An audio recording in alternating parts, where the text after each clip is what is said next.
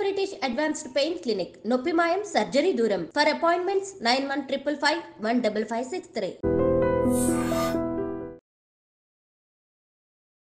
చింతకు చోటు లేదు నా హృదయంలో చేరి శ్రీమన్నారాయణ దయా నాకు ఉండగా.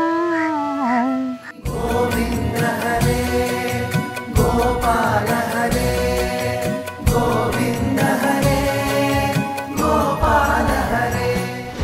చాలా మంది భగవంతుని నమ్మని నాస్తికులు, మూర్ఖులు ఉంటారు కదా, వీళ్ళు అదే లోకంలో ఎప్పుడూ ఉంటారు. కృష్ణుడు కృష్ణుడు కృష్ణుడు. ఒక లేడీ ఉంది, ఆవిడకి చిన్న లడ్డు గోపాలు ఉన్నారు. ఆవిడకి లడ్డు గోపాలు అంటే చాలా ప్రేమ. జస్ట్ మనం పిల్లల్లాగానే డ్రెస్ చేస్తూ, స్నానం చేస్తూ, తినిపిస్తూ, ఇది అది చలికాలంలో స్వెటర్ వేస్తూ చాలా ప్రేమగా.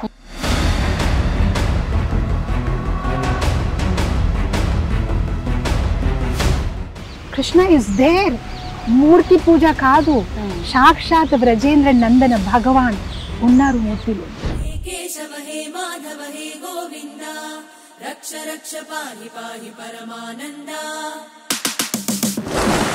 కొంతమంది పెద్దవాళ్ళు చెప్తూ ఉంటారు, స్వర్గం నరకం ఎక్కడో ఉండదు. మనం ప్రస్తుతం ఏదైతే అనుభవిస్తున్నామో అందులో పడే ఇబ్బందులే మనకు నరకంతో సమానం, అదే స్వర్గంతో సమానం అంటారు కదా మేడం. కర్మ అనేసరిక డిఫరెంట్ వేస్ దాన్ని రిజల్ట్ ఇస్తుంది.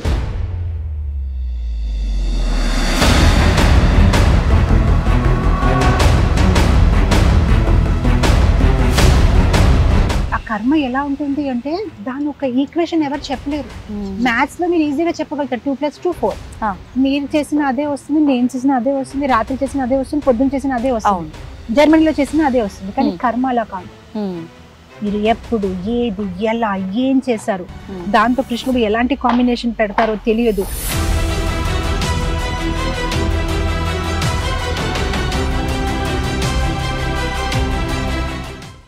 నమస్కారం, వెల్కమ్ టు ఐ డ్రీమ్. ధర్మ మార్గం విత్ విజిత కార్యక్రమానికి స్వాగతం.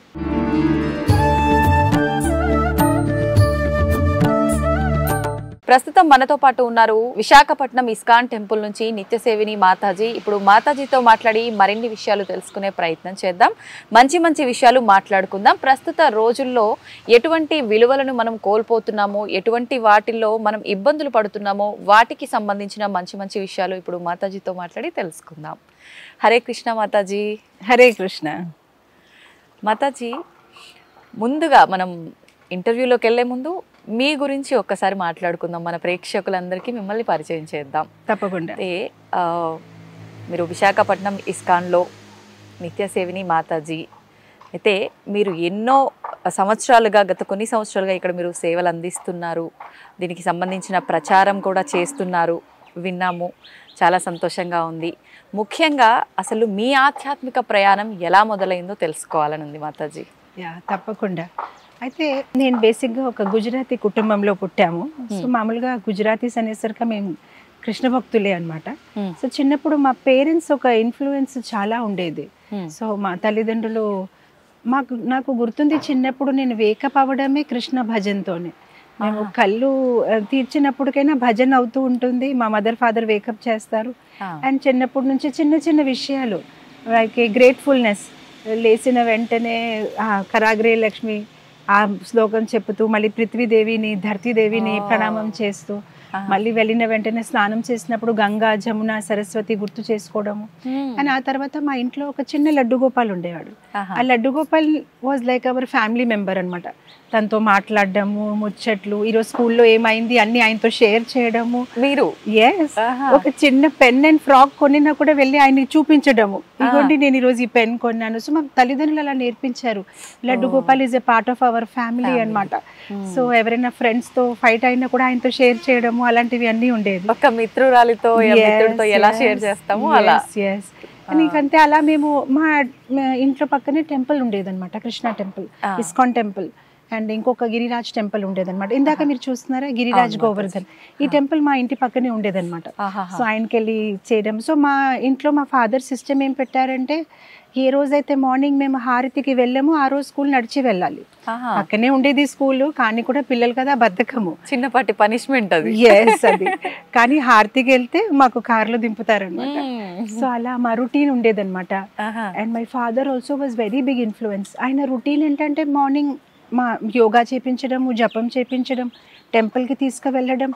అండ్ మోస్ట్ ఇంట్రెస్టింగ్, మా ఇంట్లో పైన టెర్రస్ దగ్గర పావురాలకి మేము ఫుడ్ పెట్టేవారు, చిన్న చిన్న దానాలు పెట్టడము. మళ్ళీ వాక్ చేసి వెళ్ళినప్పటికీ ఆవులకి రొట్టి పెట్టడము. అండ్ ఈవెన్ ఆయన భోజనం మొదలు పెట్టే ముందు ఆయన ఏదైతే మనం ఇస్తాం ఆయనకి భోజనంలో అన్ని వెరైటీస్ తీసుకొని బాల్కనీలో పెట్టేవారు. అండ్ మేము అందరు వేచి చూస్తే ఎవ్రీడే ఒక కాకి వచ్చి దాన్ని తినేదన్నమాట. సో మా నాన్నగారు చెప్పేవారు అది పితృలోకకి అది రిప్రజెంట్ చేస్తుంది. సో అలా మా హోల్ మార్నింగ్ చాలా ఇంట్రెస్టింగ్ గా ఉంటుంది. మార్నింగ్ పిజన్స్, తర్వాత ఆవులు, కాకిలు, అండ్ తర్వాత మా ఇంటి పక్కన ఒక జలారాం టెంపుల్ ఉండేది. సో అక్కడ వెళ్ళి పేదవాళ్ళందరికీ వేడి వేడి ఉప్మా. సో మా ఫాదర్ కి ఒక వాళ్ళ ఫ్రెండ్స్ గ్యాంగ్ ఉండేది. ఎవ్రీడే వాళ్ళు వెళ్ళి ఆ ఉప్మా వేయడము, మేము కూడా వెళ్ళి మా ఫాదర్ కి హెల్ప్ చేయడము. మా స్కూల్ 9 o'clock ఉండేది. అదంతా అయ్యేసరికి మార్నింగ్ మళ్ళీ బ్యాక్ వచ్చి మా ఫాదర్ రామాయణం చదివేవారు. మా మదర్ ఏదైతే వంట చేస్తామో దాన్ని భగవంతుడికి నైవేద్యం పెట్టి తినేసి మా అమ్మ నాన్నకి దండం పెట్టేసి స్కూల్కి వెళ్ళేవారు.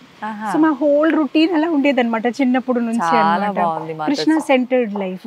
నేను అనుకోవడము ఆ రోజుల్లో గుజరాతీస్ అందరి లైఫ్ అలానే ఉండేదేమో. ఇప్పుడు అందరు చాలా కొంచెం స్పిరిచువల్ లైఫ్ నుంచి ఇటు అటు డివియేట్ అయిపోయినట్లు ఉన్నారు. అయితే మీ స్కూల్ జీవనం ఎలా సాగింది? ఇక్కడి వరకు మీ డే రొటీన్ అనేది ఉంది ఎవ్రీడే. స్కూల్కి వెళ్ళిన తర్వాత మీ లైఫ్ ఎలా ఉండేది? సో మా స్కూల్ కూడా చాలా ఇంట్రెస్టింగ్ గా ఉండేదండి. ఎందుకంటే నేను చెప్తున్నాను కదా, నేను చదివినప్పుడు ఆ రోజుల్లో ఈవెన్ ఆ స్కూల్ అట్మాస్ఫియర్ కూడా ఎంత ఆధ్యాత్మికంగా ఉండేది. మార్నింగ్ ఉన్న ఆ స్కూల్లో ఉన్న prayers, I was a good student, so I used to get good marks and topping and all. And chinna competition laga kuda undedi. So I used to have a very interesting school life. And even school lo kuda I used to like Krishna consciousness. So nenu inka ma friends so share cheyadam alantivi anni mem chesanu. So I did my 10th up to there. Aa tarvata intermediate, and then I did my BCom. After marriage I did my MA. And then I did my PhD from Andhra University. So that's how my education, ala education వెళ్ళింది అన్నమాట. Okay. ఇప్పుడు మీకు ఒక మంచి మెమొరీలా గుర్తుండిపోయింది మాతాజీ మీ ఆ morning routine అంతా కూడా. అలా స్కూల్ ఏజ్లో కానీ కాలేజ్ ఏజ్లో కానీ మీ స్టడీస్ టైంలో మంచి అనుభూతి ఏదైనా ఫ్రెండ్స్తో కానీ లేదంటే కృష్ణుడితో ఏదైనా అనుభూతి కానీ ఏర్పడింది ఉందా మంచిగా గుర్తుండిపోయేది? యాక్చువల్ మా పేరెంట్స్ చాలా స్పిరిచువల్. సో మా సండేస్ ఎలా ఉండేది అంటే ఓన్లీ టెంపుల్కి వెళ్ళిపోతాము, లేదంటే మహా అయితే ఏదో ఒక పార్క్కి వెళ్తాము. అక్కడ మేము కూర్చొని మా mother was a good story teller. చాలా మంచి స్టోరీస్ చెప్పేవారు. ఎవ్రీడే చెప్తుండేవారు? ఎవ్రీడే అదొక రొటీన్ అనమాట. కాకపోతే నేను ఒక ఇంట్రెస్టింగ్ విషయం చెప్తాను. ఇస్కాన్కి వెళ్తున్నాము, అంతా చాలా బాగుంది. కానీ ఏ రోజైతే నాకు ఆలోచన వచ్చింది, దాని వెనక ఒక పెద్ద స్టోరీ ఉంది, నేను ఇస్కాన్ జాయిన్ అయిపోతాను ఫుల్ టైం కానీ, అప్పుడు మా మదర్ ఫాదర్ కి నచ్చలేదు. ఎన్ని సంవత్సరాల వయసులో? I was 18 years old. Okay. So నా పేరెంట్స్ కి చెప్పాను I want to join as a full time ISKCON devotee. వాళ్ళకి అస్సలు నచ్చలేదు. అంటే టెంపుల్ కి వెళ్ళడం బాగుంది, but you get married to business man and మనం పయస్ హిందూస్ టెంపుల్కి వెళ్ళి రావాలి, కానీ ఫుల్ టైం ఒక డివోటీగా డెడికేట్ అయిపోవడం ఇష్టం అవ్వలేదు. భక్తి ఉండాలి కానీ మొత్తం భగవంతుడికి అంకితం వద్దు. సో అదొక పెద్ద ఇష్యూ అయిపోయింది ఇంట్లో. అంటే రిలేటివ్స్ వచ్చేసారు, మా అంకల్స్ అండ్ అందరూ ఇంకా మా మదర్ మీద they getting angry on my mother. అంటే ఇదంతా నీ వల్లే, నీకెవరు చెప్పారు ఎవ్రీ సండే టెంపుల్ తీసుకెళ్ళిపోవడం? చూడండి ఇప్పుడు పరిస్థితి ఏంటి. మా పిల్లలు చూడండి హ్యాపీగా మూవీకి తీసుకెళ్తాము, అన్ని తీసుకెళ్తాము, ఎంత హ్యాపీగా ఉన్నారు, నువ్వు చేస్తావు, ఇప్పుడు ఇది నీ మిస్టేక్. మా మదర్ ఇంకా ఏడుపులు ఇంకా ఏం చేయాలి. సో కొన్ని రోజుల తర్వాత మా ఫాదర్ ఫోన్ చేశారు ఒకరోజు ఈవినింగ్. ఫోన్ చేసి మా పక్కనే మహేశ్వరి పరమేశ్వరి థియేటర్ ఉండేది, వెళ్ళి లేటెస్ట్ మూవీ ఏమొచ్చింది టికెట్స్ తీసుకురండి. మా ఫాదర్ షాక్ అనమాట, ఏం తీసుకురావాలి? అదే మూవీ టికెట్స్ తీసుకోరండి, మనం ఈరోజు మూవీకి వెళ్దాము. My mother is thinking how to నా బ్రెయిన్ వాష్ ఎలా చెయ్యాలి, నన్ను ఎలా మళ్ళీ బ్యాక్ టు మెటీరియల్ టాస్క్ ఆవిడకి. సో మా ఫాదర్ అయితే ఆయన చాలా నెమ్మదిగా ఉంటారు. అయితే సరే దోస్ డేస్ మనకి బుక్ షో అలా ఏం లేదు కదా, లైన్ లో నిలబడి తెచ్చుకోవాలి. సో మా వర్కర్ ఎవరైతే ఉన్నారో తన్ని లైన్ లో పెట్టేసి తీసుకొచ్చారు టికెట్. మా ఫాదర్ రావడం లేట్ అయింది షాప్ నుంచి. We had shop in Charminar. మేమిద్దరు కూడా షాక్, నేను నా సిస్టర్. అంటే ఈ రోజు మనం మూవీకి వెళ్తామా, ఎందుకంటే మాకు అలవాట్లేదు మూవీకి వెళ్ళడము. అండ్ మా మదర్ నన్ను బ్రెయిన్ వాష్ చేయడానికి ఎన్ని ప్రయత్నాలు. సో మేము కార్లో కూర్చున్నాం, ఎవరితో మాట్లాడలేదు, చుప్ చాప్గా థియేటర్ రీచ్ అయిపోయాం. లేట్గా వెళ్ళాం కదా. ఇప్పుడు ఆ రోజుల్లో, ఇప్పుడు నేను థియేటర్ వెళ్ళి ఎన్నో ఇయర్స్, దట్ వాజ్ లాస్ట్ థియేటర్కి వెళ్ళడం నేను. అదే that was my last first and I never went to a theatre after that. So మాకు అలవాట్లేదు కదా. సో నేను ఇప్పటికీ మర్చిపోలేను ఆ హోల్ షో అనమాట. మేము లోపలికి వెళ్ళినప్పటికీ ఒక పర్సన్ అలా టార్చ్ తోని టికెట్ నెంబర్ చూస్తున్నారు. లేట్ గా వచ్చాం కదా, అందరికి డిస్టర్బెన్స్ గా ఉంది. మేము ఇలా లోపల అవుతుంటే మా వెనక ఎవరైతే కూర్చున్నారు అందరూ మొదలు పెట్టారు, ఎందుకంటే వాళ్ళు డిస్టర్బెన్స్ కదా. వెళ్ళి చుప్ చాప్గా మేము కూర్చున్నాం. కూర్చున్నప్పటికీ ఆ మూవీ పేరు పరదేశ్ అనమాట. పరదేశ్. సో మేము కూర్చున్నప్పటికీ ఆ మూవీలో, మేము లేట్ వచ్చాము, ఆ మూవీలో ఒక సాంగ్ అవుతుంది. ఆ సాంగ్ లో లాస్ట్ లైన్ ఏంటంటే హరే కృష్ణ హరే రామ్. మా మదర్ కోపం అయిపోయారు. ఓ మై గాడ్, ఈ కృష్ణ నిన్ను ఇక్కడ కూడా వదలట్లేదా మా అమ్మాయిని, అసలు నాకు ఈ మూవీ వద్దు, చలో వెళ్ళిపోదాము. మా సిస్టర్ వదిలేండి అమ్మా, వచ్చారు కదా చూసి వెళ్దాం. మా ఫాదర్ కూడా డబ్బులు పెట్టాం కదా, పోలే చూసి వెళ్దాం అంటే, నాకు ఈ మూవీ వద్దు, ఇప్పుడు ఇక్కడ నుంచి వెళ్ళిపోదామని. ఇంకా మా మదర్ ఎలా చెప్తే అలానే మేమందరం ఇంకా మళ్ళీ గెట్టపై వెళ్తే మళ్ళీ వెనకాలు మొదలు పెట్టారు. ఇంకా వీళ్ళు ఇప్పుడే వచ్చారు, మళ్ళీ డిస్టర్బెన్స్. కానీ మేము బయటికి వచ్చేసాం థియేటర్ నుంచి. బయటికి వచ్చేసినప్పటికీ మా ఫాదర్ కార్ తెచ్చుకోవాలి పార్కింగ్ నుంచి. మేము నిలబడి ఉన్నాము. అది డిసెంబర్ మంత్ అనమాట. ఇప్పుడు డిసెంబర్ మంత్ లో ఇస్కాన్ డివోటీస్ కి, మీకు తెలుసో లేదో కానీ మాకు అది స్పెషల్ మంత్, ఎందుకంటే గీతా జయంతి, గీత ఆవిర్భావించిన నెల. సో ఇస్కాన్ డివోటీస్ అందరూ రోడ్డు మీద వెళ్ళిపోతారు గీతాస్ ఇవ్వడానికి. అంటే అది చాలా స్పెషల్ మంత్ కదా, అందరికి గీత అందించాలి అని ప్రభుపాదుల వారు ఒక ఇదనమాట. సో మేము థియేటర్ నుంచి బయట ఉన్నాము, మా ఫాదర్ పార్కింగ్ నుంచి గాడి తెస్తున్నారు. అక్కడే ఒక డివోటీ వచ్చేసి గీత తీసుకుంటారా అని. మా మదర్ అని, ఇదొక ప్రణాళిక, ఇదొకటి సంథింగ్, మా అమ్మాయిని ఏదో చేసేస్తుంది అని.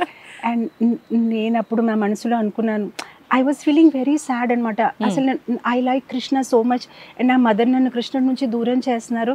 కానీ నాకు ఆ రోజు అనిపించింది, కృష్ణుడు నాకు చెప్తున్నారు, వీళ్ళు నిన్ను పాతాలు తీసుకెళ్తే కూడా నేను అక్కడ కూడా వస్తానులే, నువ్వు భయపడొద్దులే అని. థియేటర్లో కూడా కృష్ణ పాట వచ్చింది, అండ్ అక్కడ కూడా ఒక డివోటీ గీత ఇచ్చినప్పటికి అఫ్కోర్స్ మా మదర్ చాలా కోపమై ఆ డివోటీని తరిమేశారు, మా గీత వద్దు, ఏమొద్దు, ఇక్కడ నుంచి వెళ్ళిపోండి అని. కానీ నాకు మనసులో అనిపించింది, Krishna is looking at me all the time, 24 hours ఆయన నన్ను చెప్తున్నా, నేను ఉన్నానులే, నువ్వేం టెన్షన్ పడొద్దు అనమాట. So that was very interesting. And of course ఆ తర్వాత ఎన్నో విషయాలు మా ఇంట్లో జరిగాయి, కానీ చివరికి నేను ఇస్కాన్ లోపల రాగలను, ఇస్కాన్కి ఒక భాగం అవ్వగలను. అది నా అదృష్టంగా భావిస్తున్నాను. అండ్ ఇప్పుడు మా తల్లిదండ్రులు చాలా పాజిటివ్గా, after so many years, almost 28 years అయిపోయింది ఆ విషయాన్ని, 28 years. Now they are devotees, వాళ్ళు కూడా చాంటింగ్ చేసుకుంటారు అండ్ అంతా ఫాలో అవుతున్నారు. ఇప్పుడు అదంతా జరిగిన తర్వాత, మదర్ ఇలా సినిమాకి తీసుకెళ్ళడం ఇదంతా జరిగిన తర్వాత ఎన్ని అంటే మంత్స్ కి, ఇయర్స్ కి వెళ్ళడం జరిగింది? Within 6 months only. I was very desperate. నాకు I wanted to be part of ISKCON. యాక్చువల్గా ఇదంతా జరిగింది ఒక సమ్మర్ క్యాంప్ వల్ల. మామూలుగా సమ్మర్ హాలిడేస్ అనేసరికి ఒక క్యాంప్ జాయిన్ అవుతాము. మా పేరెంట్స్ అప్పుడు ఇస్కాన్ టెంపుల్ మా ఇంటి పక్కనే ఉంది కదా, సమ్మర్ క్యాంప్ ఫ్లైయర్ చూసారు, చరణామృతం పాయసం ప్రసాదం తీసుకుంటుంటే అక్కడ ఒక ఫ్లైయర్ ఉంది. ఆ ఫ్లైయర్ చూసి ఇంటికి వచ్చి, ఇగో సమ్మర్ క్యాంప్ చేస్తున్నారు ఇస్కాన్ వాళ్ళు అంటే, అప్పటికి నాకు అంత ఇంట్రెస్ట్ లేదు, టెంపుల్లో ఏం చేసుకుంటాం సమ్మర్ క్యాంప్, సరదాగా స్కేటింగ్, కరాటే, డాన్స్ అంటే బాగుంటుంది అంటే పోన్లే వెళ్ళి వినడమే కదా అని జాయిన్ అయ్యాను. అది నాకు లైఫ్ చేంజింగ్ మూమెంట్. అక్కడ వాళ్ళు చెప్పిన మాటలు చాలా ఇంట్రెస్టింగ్గా అనిపించింది. ఎందుకంటే వాళ్ళు ఎంత ఇంట్రెస్టింగ్గా చెప్తున్నారు అన్ని విషయాలు. అంటే మనం ఎందుకు పుట్టాము, చనిపోయిన తర్వాత ఏమవుతుంది, అసలు మనం ఎక్కడికి వెళ్తాము, అసలు ఈ ప్రపంచంలో భగవంతుడు ఎక్కడ ఉంటారు, అదన్ని విషయాలు వినేసరికి చాలా సరదాగా అనిపించింది. కాకపోతే వాళ్ళు ఏంటంటే చివరికి టెస్ట్ పెట్టుకున్నారు. అండ్ నాకేంటంటే చిన్నప్పటి నుంచి గెలవడం అంటే చాలా ఇష్టం, ఏదైనా నేను టాప్ రావాల్సిందే. సో వాళ్ళు ఏమన్నారంటే, ఎవరైతే ఫస్ట్ వస్తారో వాళ్ళకి ఒక free trip ISKCON world head quarters కి. సో నేను బాగా కష్టపడి రాశాను, నేను గెలిచాను. సో మాకు first free trip with parents ISKCON world head quarters కి వెళ్ళాము. అది కలకత్తా దగ్గర ఉంటుంది, మాయాపూర్ అనే ప్లేస్ అన్నమాట. అక్కడ మన ఇస్కాన్ కి ఆల్మోస్ట్ 900 acres ల్యాండ్ ఉంది. అసలు మీరు ఒక్కసారి అక్కడికి వెళ్తే మొత్తం అంతా ఒక లైక్ చిన్నపిల్ల డిస్నీ ల్యాండ్ ఉంటుంది చూస్తున్నారా, అన్ని డిస్నీ ఫిగర్స్ ఉంటాయి. అలానే ఇది కృష్ణ ల్యాండ్. అక్కడ ఒక రిక్షా వాళ్ళ కూడా డివోటీ, టైలర్ కూడా డివోటీ, గ్రోసరీ స్టోర్ వాళ్ళ డివోటీ. అక్కడ ఎవరు చూసినా ఒకటి అంటారు హరే కృష్ణ హరే కృష్ణ హరే కృష్ణ. అండ్ అది గంగా తటం పక్కనే ఉంది. అక్కడ ఉన్న నావికుడు కూడా డివోటీ. సో నాకు అది చాలా అందంగా అనిపించింది. అండ్ మేము అక్కడికి, అది మా ఫ్రీ ట్రిప్. సో నాకు చాలా గర్వంగా ఉంది. మా పేరెంట్స్ కి నేను తీసుకొస్తున్న ట్రిప్ ఇది, ఫ్రీ ట్రిప్, నా ప్రైజ్ ట్రిప్. సో మేమందరు పడుకొని ఉండేసరిక 2:30 in the night గోల గోల. ఏమైంది, ఏమైనా గొడవలా ఏంటి అని మేము చూస్తే అందరు స్నానాలు చేసుకుంటున్నారు. 2:30కి మధ్యరాత్రి వేసి వీళ్ళు స్నానాలు చేయడం ఏంటి మాకు అర్థం అవ్వలేదు. లేదు ఇక్కడ 4 o'clock హారతి ఉంటుందంటే మేము కూడా గబగబా స్నానం చేసేసి టెంపుల్ హాల్కి వెళ్ళాము.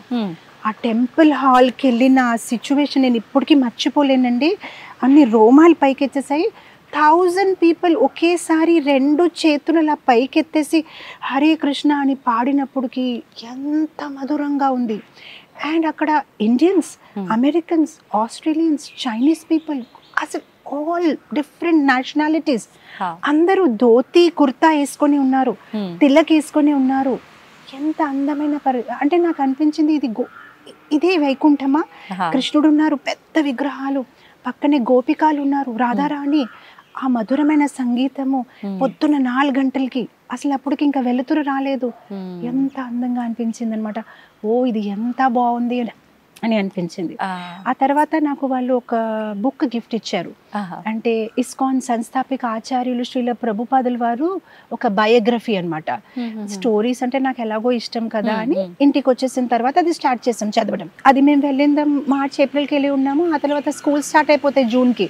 మా మదర్ రోజు తిట్టడం, ఏంటి ఆ బుక్ పట్టుకొని పడుకో మళ్ళీ పొద్దునే స్కూల్. మా మదర్ వెళ్ళిపోయిన తర్వాత టార్చ్ పెట్టేసి బ్లాంకెట్ లోపల అది చదివాను. అంటే చాలా ఇంట్రెస్టింగ్ గా ఉంది. ఆయన ఒక ముసలితన చేరిన మనిషి, ఒక వృద్ధ మనిషి అంత కష్టపడి ఒక $8 చేతిలో పట్టుకొని అమెరికాలో వెళ్ళి ఇంతమందిని భక్తులుగా ఎలా మార్చేశారో నాకు చాలా కుతూహలంగా ఉంది. సో అది నేను అలా చదువుతూ చాలా, అంటే మా సిస్టర్ నాకు బ్లాక్మెయిల్, ఈ బ్లాంకెట్ ఇది మమ్మీకి చెప్పమంటారా?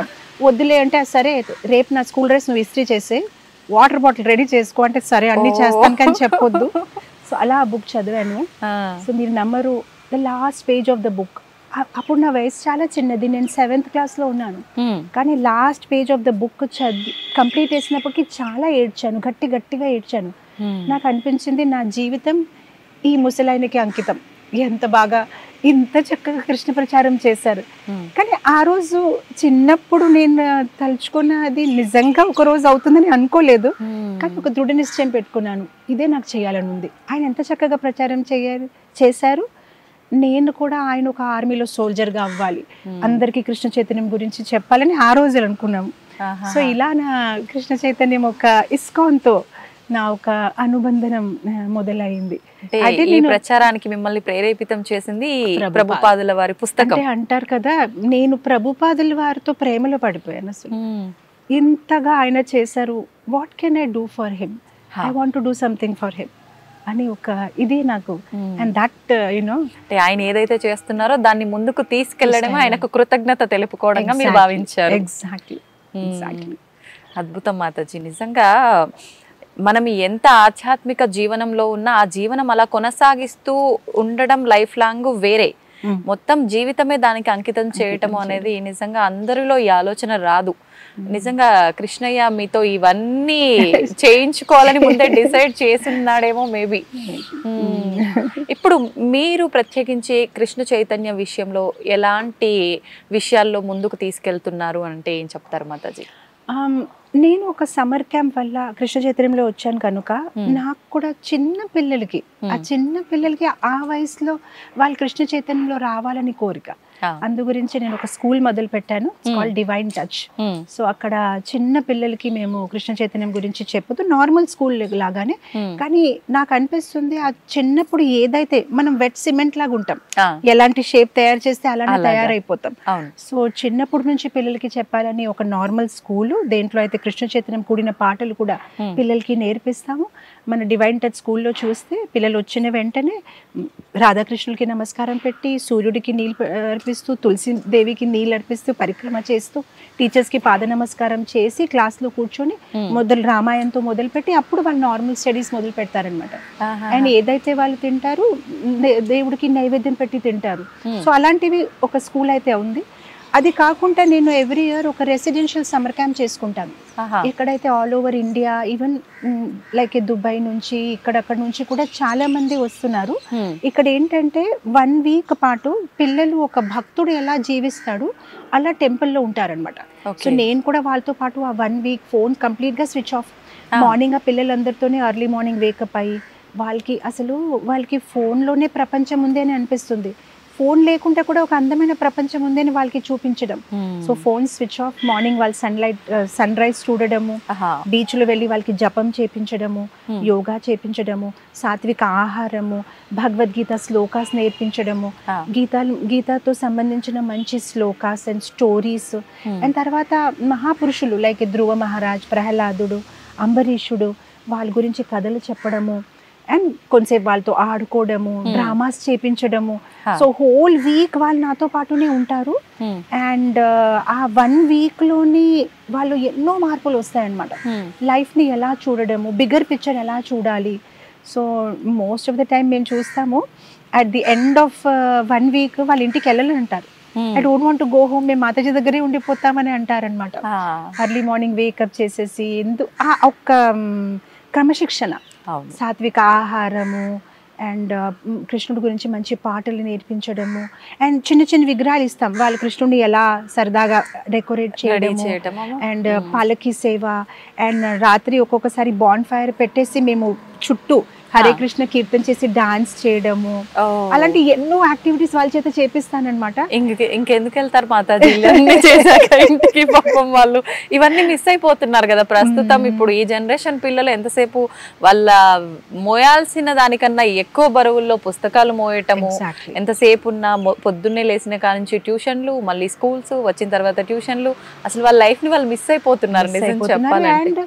తల్లిదండ్రులు టైం కూడా ఇవ్వలేకపోతున్నారు. They are not talking to the children. ఇక్కడ ఏంటంటే వాళ్ళతో మాట్లాడినప్పుడు they have so many things to say. ఈ జనరేషన్ ఇస్ వెరీ ఇంటెలిజెంట్, వాళ్ళకి ఎన్ని మంచి ఆలోచనలు ఉన్నాయి. సో వాళ్ళతో ఎవరు ఆ మాటలు వినట్లేదు. సో ఇక్కడ ఉన్న ఈ 1 వీక్ ఎన్నో ముచ్చట్లు ఏదో చెప్తూ ఉంటారు, మాతాజీ ఇలా అయింది, అలా అయింది, అలా అయింది అని. వాళ్ళకి నేను రెస్పాండ్ ఇవ్వడము, అండ్ వాళ్ళతో కబడ్డీ ఆడుకోవడము, వాళ్ళతో క్రికెట్ ఆడుకోవడము. సో పిల్లల దగ్గర నేను ఒకటి చూసాను, వాళ్ళు చెప్పిన మాటలు మనం వింటే, మనం చెప్పిన మాటలు వాళ్ళు వింటారు. కానీ మామూలుగా తల్లిదండ్రులు ఏంటంటే పోలీస్ లాగా తయారైపోయారు. చదివావా లేదా, రెడీ అయ్యావా లేదా, స్కూల్ ఎగ్జామ్స్ లో ఎన్ని వచ్చాయి తప్ప ఇంకేం లేదు వాళ్ళతో మాట్లాడడానికి. కానీ పిల్లలతో మనం పిల్లల్లాగా అయిపోతే వాళ్ళు మనం ఏదైతే ఎక్స్పెక్ట్ చేస్తారో అది వాళ్ళు వింటారు. నాకు పేరెంట్స్ వచ్చి అదే చెప్తారు, మాతాజీ మీరు చెప్తే శ్లోకాస్ బై హార్ట్ చేస్తున్నారు, మేము చెప్తే వినట్లేదు. నేను వాళ్ళతో ఆడుకుంటాను కూడా. So they become my friends, and friends చెప్పిన మాట వింటారు. అంటే నిజంగానే అంటుంటారు కదా మాతాజీ, పేరెంట్స్ కన్నా కూడా ఫ్రెండ్స్ కి ఎక్కువ ప్రయారిటీ ఇస్తుంటారు అని అంటే వాళ్ళ మధ్య ఆ సఖ్యత ఏర్పడింది కాబట్టి వాళ్ళ మాటలు వింటుంటారు. అయితే ఇప్పుడు మీరు ఒక మంచి ఎగ్జాంపుల్ ఇవ్వాలి అని అంటే, ఇప్పటి పేరెంట్స్ కి ఒక మంచి మెసేజ్ ఇవ్వాలి అని అంటే పిల్లల విషయంలో ఏమి ఇస్తారు మాతాజీ? ఒక 2 lines. ఎండర్సన్ చాలా మంచిగా ఒక మాట చెప్పారు.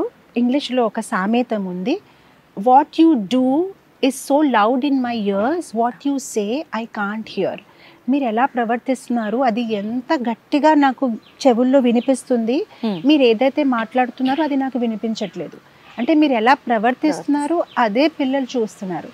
పిల్లలు పెద్ద సీసీటీవీ కెమెరా లాగా ఉన్నారు, అన్ని నిమిషం మనని అబ్జర్వ్ చేస్తున్నారు. సో కొంతమంది పేరెంట్స్ ఏంటంటే వాళ్ళు చెప్పడం ఒకటి, కానీ వాళ్ళ ప్రవర్తన వేరేగా ఉంటుంది. సో అది పిల్లలు ఫాలో అవ్వాలి.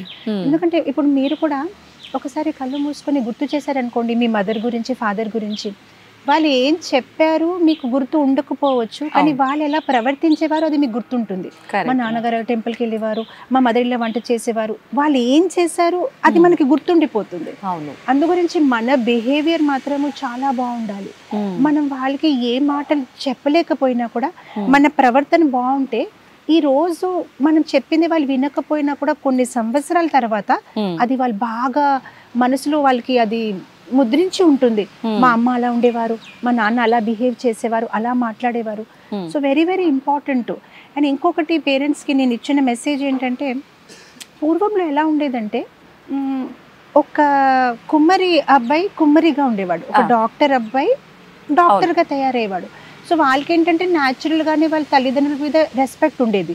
ఎందుకంటే ఏ జ్ఞానమైనా నేను నాన్నగారి దగ్గరే నేర్చుకోవాలి, ఎందుకంటే నేను కూడా ఆయనలాగా అవ్వాలి. కానీ ఇప్పుడు అలా కాదు కదా. ఇప్పుడు ఒక డాక్టర్ అబ్బాయి ఫ్యాషన్ డిజైనర్ అవ్వాలనుకుంటున్నాడు, ఫ్యాషన్ డిజైన్ అబ్బాయి ఇంకేదో అవ్వాలనుకుంటున్నాడు. So their source of knowledge and information is not parents.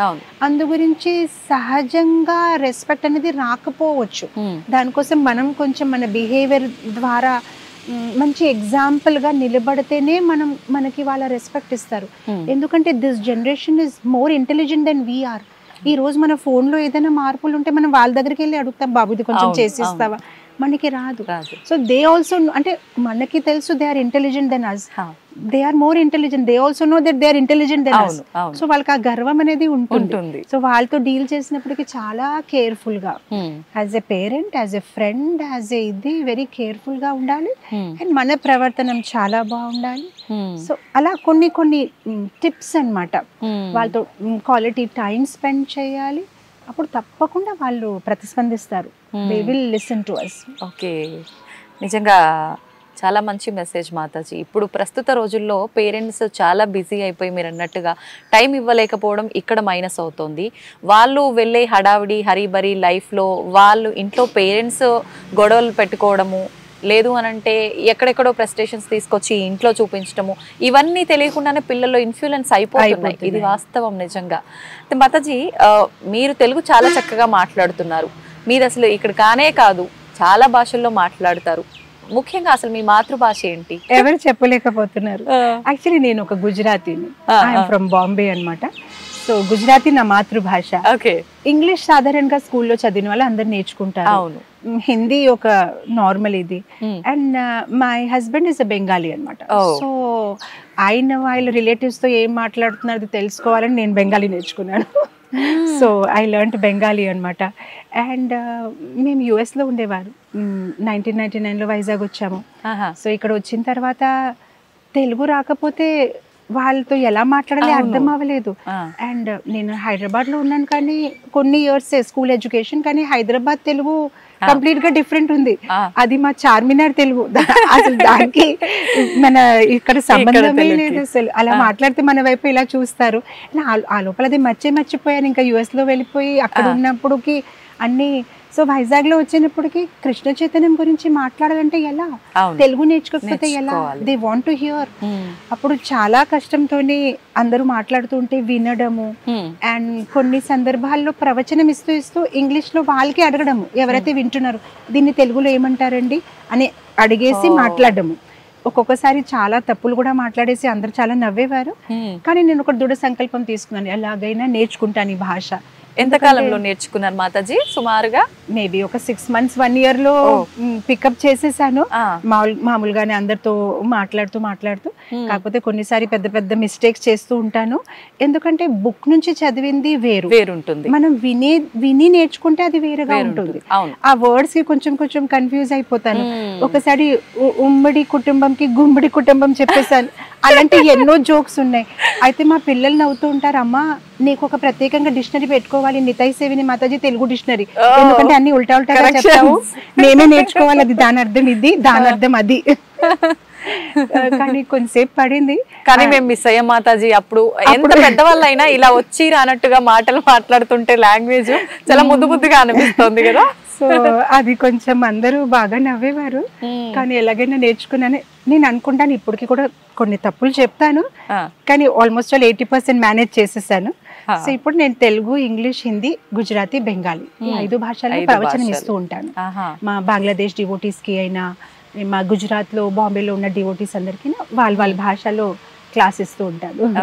Super Mataji, ఆధ్యాత్మికం వైపు వెళ్ళాలి అన్న ఆలోచన రావటమే చాలా గొప్ప విషయం.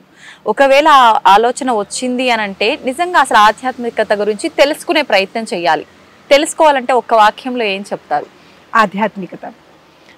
ఆధ్యాత్మికత గురించి ఇన్ 1 sentence చెప్పాలంటే, మనం ఎక్కడి నుంచి వచ్చాము, మనం ఎవరు, భగవంతుడు ఎవరు, ఆయనతో మన సంబంధం ఏంటి అండ్ ఆ సంబంధం తెలుసుకున్న తర్వాత మనం ఎలా ప్రవర్తించాలి, ఇదే ఆధ్యాత్మికత ఒక సారాంశము.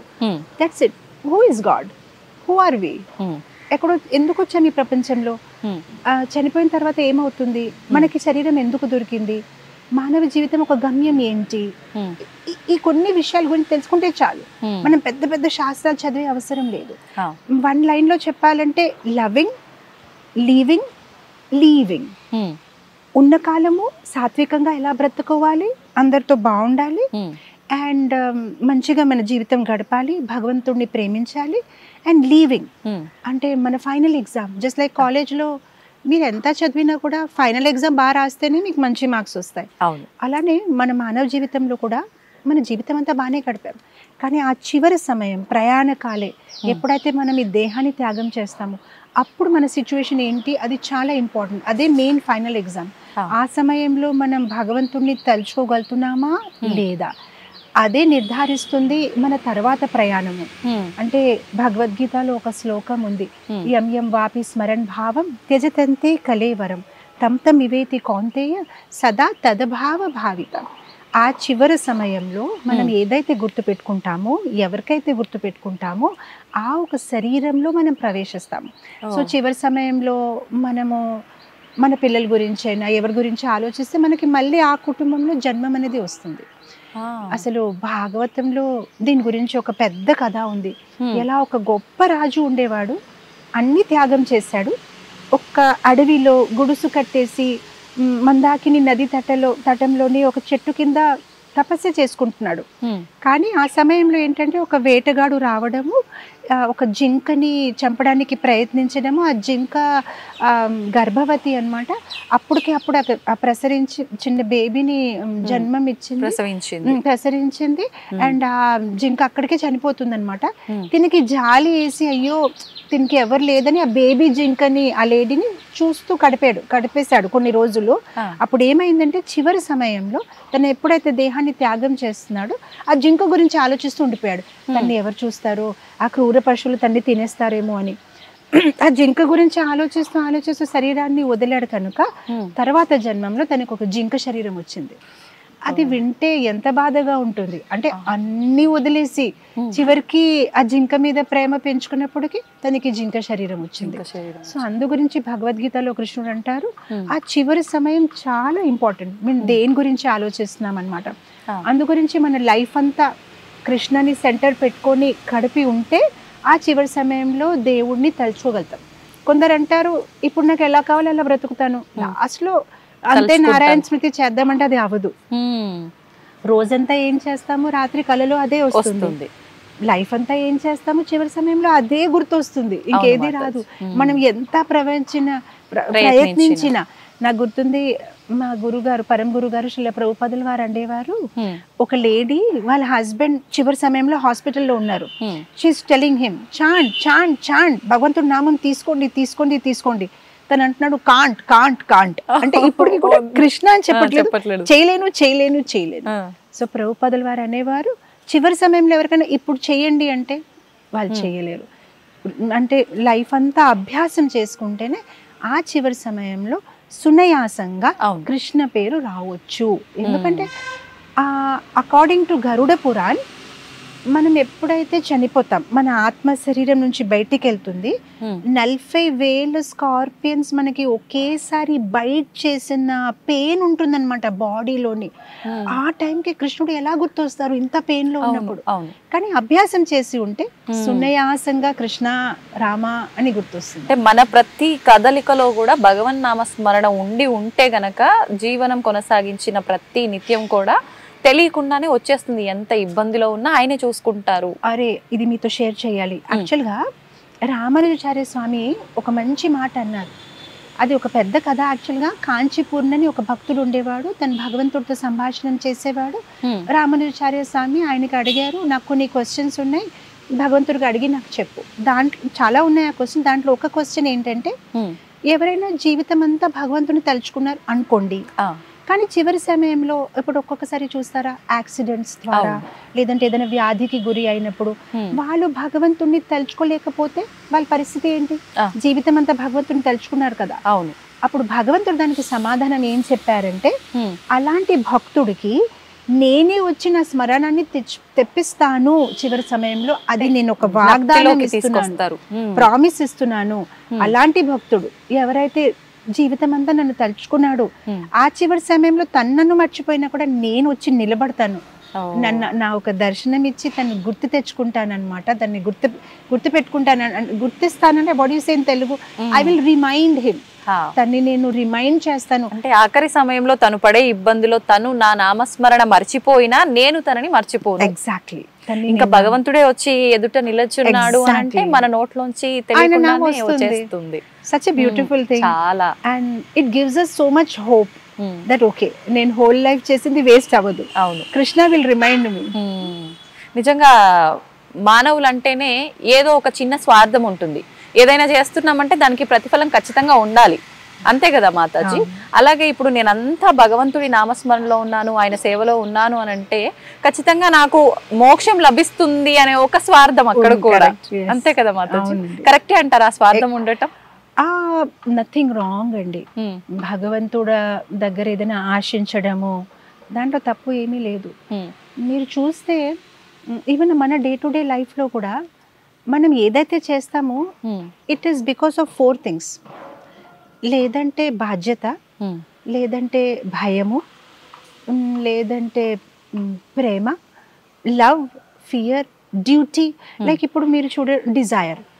చిన్న పిల్లలు చూడండి, తల్లిదండ్రుల దగ్గర ఎందుకు చదువుతామంటే భయం, నాన్న కొడతారేమో, మంచి మార్క్స్ రావాలి అని స్టార్టింగ్ లో భయం ఉంటుంది. కొంచెం పెద్ద అయిన తర్వాత భయం కాదు కానీ డిజైర్, మంచిగా చదివితే ఫోన్ కొని పెడతారేమో, సైకిల్ కొని పెడతారేమో అని ఒక డిజైర్ ఉంటుంది, ఆశ. ఇంకా కొంచెం పెద్ద అయినప్పటికీ ఆ భయం లేదు, డిజైర్ లేదు, కాకపోతే బాధ్యత అని అనిపిస్తుంది. అయ్యో అంత చేశారు నాన్న నా కోసం, నేను కూడా చెయ్యాలి. కానీ ఆ తర్వాత ఇంకా కొంచెం పెద్ద అయినప్పుడు ఏంటంటే బాధ్యత కూడా కాదు, ఐ లవ్ మై ఫాదర్, ప్రేమ. అలా భగవంతుడి దగ్గర కూడా మనం స్టార్టింగ్ లో ఆయనతో ఒక రిలేషన్షిప్ మొదలైనప్పుడు భయమే ఉంటుంది. అయ్యో ఆయన తలుచుకోవాలి, అంత బాగుండాలి, ఆయన నన్ను బాగా చూసుకోవాలి. లేదంటే డిజైర్ ఉండొచ్చు, ఓ టెంపుల్కి వెళ్ళి జపం చేస్తే కృష్ణుడు నాకు ఇది ఇస్తారా, అది ఇస్తారా, వీసా, మార్క్స్, జాబో, అమ్మాయి, సంథింగ్. ఆ తర్వాత ఒక బాధ్యత అనిపిస్తుంది, ఓ భగవంతుడు నా కోసం ఇంత చేశారు, నేను కూడా ఆయనకి తిరిగి ప్రార్థించాలి. ఆ తర్వాత అనిపిస్తుంది, no, I love Krishna, I just love him, నేను భగవంతుని ప్రేమిస్తున్నాను. So it's a natural progression. సో మనం భగవంతుడి దగ్గర ఏదైనా అడగడం, ఆశించడం అది తప్పు కాదు. ఎలా అయితే మన తల్లిదండ్రుల దగ్గర మనం ఆశిస్తామో అలా భగవంతుడు కూడా he's our father, he's our well wisher, ఆయన దగ్గర మనం ఏదైనా అడగొచ్చు. మీరు ఎలాగైతే ఒక మిత్రుడిలా భావించారో, కృష్ణుణ్ణి ఎలా ప్రేమించారో, ప్రతి ఒక్కరు కూడా ఒక రిలేషన్లా అనుకుంటే గనక తెలియకుండానే ఆ భక్తి కాస్త లవ్గా మారిపోతుంది. అదంతా కూడా చాలా ప్యూర్గా ఉంటుంది మాతాజీ కదా. ఈ ఆధ్యాత్మిక జీవనంలోకి మొదలయ్యాము అనంటే ఖచ్చితంగా ఇప్పుడున్న సమాజంలో ప్రతి చిన్న చిన్న దానికి కూడా ఎంతో ఎక్కువ స్ట్రెస్ తీసుకుంటూ ఉంటాము. ఈ ఒత్తిడి పెరిగిపోయి తెలియకుండానే అనారోగ్యానికి లోనవుతూ ఉంటాము. ఆధ్యాత్మికంలో ఉన్న వాళ్ళు నిజంగా ఇవన్నీ లేకుండా, ఇవన్నీ తగ్గిపోయి ఒత్తిళ్ళు ప్రశాంతంగా జీవనం కొనసాగించంటారా మాతాజీ? ఒక భగవద్గీతలో 700 శ్లోకాస్ ఉన్నాయి, 18 చాప్టర్స్ ఉన్నాయి. దాని నుంచి ఓన్లీ 3 శ్లోకాస్ ఎవరైనా వాళ్ళ మనసులో ఉంచుకున్నారనుకోండి, వాళ్ళకి ఆ ఒత్తిడి అనేది ఎప్పటికీ రాదు. ఓన్లీ 3 శ్లోకాస్. ఫస్ట్ ఏంటంటే ఒత్తిడి అనేది ఎందుకు వస్తుందంటే బికాస్ ఆఫ్ ఎక్స్పెక్టేషన్. ఇప్పుడు పిల్లలు, నేను ఏదో ఎక్స్పెక్ట్ చేస్తాను, నాకు ఎగ్జామ్లో ఇన్ని మార్క్స్ రావాలి, నాకు ఈ జాబ్ రావాలి, నాకు ఇది రావాలి, ఎక్స్పెక్టేషన్. అది రాకపోతే డిసప్పాయింట్మెంట్, స్ట్రెస్, యాంగ్జైటీ. కానీ భగవద్గీతలో భగవంతుడు అంటారు, కర్మణేవాధికారస్య మా ఫలేషు కదాచన. నువ్వు నీ పని చేసుకో కానీ ఫలాన్ని ఆశించకూడదు. ఆ ఒక శ్లోకాన్ని మనం పర్ఫెక్ట్ గా మన జీవితంలో ఆచరించాలి. కానీ ఇప్పుడు మీరు అనొచ్చు, అది ఎలా అవుతుంది, కష్టపడినప్పటికీ నాకు రిజల్ట్ కావాలి అంటే. కానీ ఇక్కడ ఏంటంటే ఆ ఒక శ్లోక ద్వారా భగవంతుడు మనకి ఏం చెప్తున్నారంటే, ఫల నీ చేతిలో లేదు. ఈరోజు పిల్లలకి స్ట్రెస్ ఎందుకు ఉందంటే వాళ్ళ మ్యాథమెటికల్ ఈక్వేషన్ రాంగ్ ఉంది. వాళ్ళు ఏమనుకుంటున్నారంటే hard work is equal to result, which is a wrong formula. Hard work is equal to result కాదు. హార్డ్ వర్క్ ప్లస్ పూర్వజన్మ సుకృతి, పూర్వజన్మ చేసిన కర్మాలు, ప్లస్ భగవంతుడు ఒక అనుగ్రహం. బ్లెస్సింగ్ అనుగ్రహం ప్లస్ కాల సమయం is equal to result. So ఈ ఫార్ములా అర్థం చేసుకోలేక నేను కష్టపడాను నాకు రిజల్ట్ రాలేదు, నేను కష్టపడాను నాకు రిజల్ట్ రాలేదు. అరే బాబా, నీ కష్టపడడంతో రిజల్ట్ ఆధారం కాదు, దాంట్లో ఎన్నో ఫ్యాక్టర్స్ ఉన్నాయి. నువ్వు కష్టపడాలి, పూర్వంలో ఏదైతే చేసిన కర్మ ఫలాలు ఉన్నాయి దాని ఒక ఫలితం కూడా దీనికి ఇన్ఫ్లుయెన్స్ చేస్తుంది. అందు గురించి గమనించండి. ఒక్కొక్కసారి కొంతమంది స్టూడెంట్స్ ఏమి చదవలేదు, కరెక్ట్గా ఎగ్జామ్ ముందు చదివారు, చదివిన ఆ 4 క్వశ్చన్సే వచ్చేసాయి. ఒక్కొక్కసారి మొత్తం అంతా చదివారు కానీ ఏమీ రాలేదు. So many things are happening. అలా ఎందుకు జరుగుతుంది? ఒక్కోసారి మనం చదివినయే వచ్చినా కూడా గుర్తుకు రాకుండా రాయకపోవడం కూడా జరుగుతుంది. So that is and again కాల. కొన్ని సందర్భాల్లో ఇమ్మీడియట్ గా ఏది రాకపోవచ్చు. పాండవాల జీవితంలో చూడండి, 84 years స్ట్రగుల్ చేశారు, ఇక్కడ అక్కడ, చివరికి వాళ్ళకి వచ్చింది, వాళ్ళకి రాజ్యం వచ్చింది. ఈవెన్ మా గురు గారు శ్రీల ప్రభుపాదుల వారు, ఆయన ఆల్మోస్ట్ 70 years వరకు స్ట్రగుల్ చేశారు యాజ్ అన్ ఓల్డ్ మ్యాన్. 70 సంవత్సరాలు. మొత్తం ఇండియాలో ఎంతమందికి ప్రచారం చేయడానికి ప్రయత్నించారు, ఎవరు వాళ్ళు ఆయనకి పట్టించుకోలేదు. కానీ 70 years ఓల్డ్ ఏజ్ లో అమెరికా వెళ్ళారు. 10 సంవత్సరంలో ఇంత పెద్ద సంస్థని మొదలు పెట్టేసి వేలాది మందిని దీక్ష ఇచ్చేసి ఈరోజు లక్షల పైన ఇస్కాన్ డివోటీస్, 2000 పైన సెంటర్స్, ఎంత బ్రహ్మాండంగా అయింది ఓన్లీ ఆ 10 years లో. సో కాల మనకి తెలియదు, భగవంతుడు వెంటనే ఏమి ఇవ్వకపోవచ్చు, ఆయన మన టెస్ట్ తీసుకుంటారు. సో అది నాకు గుర్తొస్తుంది. పూర్వంలో హిందీ సినిమాస్లోని ఒక రాజ్ కుమార్ అని ఒక విలన్ ఉండేవాడు. తను హిందీలో ఒక పెద్ద డైలాగ్ చెప్తాడు, చంపుతాను, నీకు చంపుతాను, కానీ ఆ సమయం నాది, ఆ ఆలోచన నాది, నేను డిసైడ్ చేస్తాను నీకు ఎప్పుడు చంపుతాను, ఆ బుల్లెట్ నాది అని ఒక పెద్ద డైలాగ్ ఉండేది. మా ఫాదర్ టైంలో వాళ్ళందరూ బాగా నవ్వేవారు అది అని. నేను ఎప్పుడు అది గుర్తుపెట్టుకుంటాను. కృష్ణుడు కూడా అంటాడు, అవును నేను నీకు సహాయం చేస్తాను, కానీ ఎప్పుడు చేస్తాను, ఎలా చేస్తాను అది నేను డిసైడ్ చేస్తాను. ఐఎమ్ ద బాస్, నువ్వు చెప్పలేవు ఇలా చెయ్యండి, ఇప్పుడు ఇలా సాయం చెయ్యండి. Krishna is more intelligent then us. మనకైనా ఇంకా తెలివి అట్లు ఆయనకి ఉన్నాయి. మనకి ఎప్పుడు ఎలాంటి సహాయం అవసరమో ఆయన నిశ్చయం చేస్తారు. సో ఆ పేషెన్స్ మనకు ఉండాలి. సో ఎందుకు ఒత్తిడి వచ్చేస్తుందంటే, నేను హార్డ్ వర్క్ చేశాను నాకు రిజల్ట్ అరే డోంట్ వరీ, మీ హార్డ్ వర్క్ ప్లస్ పూర్వంలో చేసిన మంచి చెడు కర్మాలు ఒక ఫలితాలు ప్లస్ కాల, భగవంతుడు మనకి తెలియదు ఎంతసేపు తర్వాత మనకు ఆ రిజల్ట్ ఇస్తారు, ప్లస్ కృష్ణ ఒక కృప is equal to result. So ఆ ఒక ఈక్వేషన్ ని అర్థం చేస్తే వాళ్ళకి చాలా వరకు యాంగ్జైటీ తగ్గిపోతుంది. ఓకే నా ఇంగ్లీష్లో ఒక సామెతం ఉంది, don't try to be the best, do the best. మీరు బెస్ట్ అయిపోవాలని వద్దు, మీరు బెస్ట్ గా చెయ్యాలి అంతే, మీ బెస్ట్ మీరు చేసుకోండి అంతే. అంటే పెద్దవాళ్ళు చెప్తుంటారు కదా మాతాజీ, ఏం చేసినా కూడా మన మనస్సాక్షి దాన్ని ఓకే ఇది కరెక్ట్ ఇంతవరకు చేయని చెప్పే వరకు చేస్తే ఆ ఫలితం ఆటోమేటిక్ గా భగవంతుడు ఇచ్చేస్తాడు అని చెప్పి. ఎగ్జాక్ట్లీ, మన 100% మనం చెయ్యాలి అంతే. ఆ తర్వాత కృష్ణ విల్ డిసైడ్ మనకి ఏంటి ఎప్పుడు ఎలా ఇవ్వాలి. అవును, మన ఒక ఇంటెలిజెన్స్ లిమిటెడ్ గా ఉంది.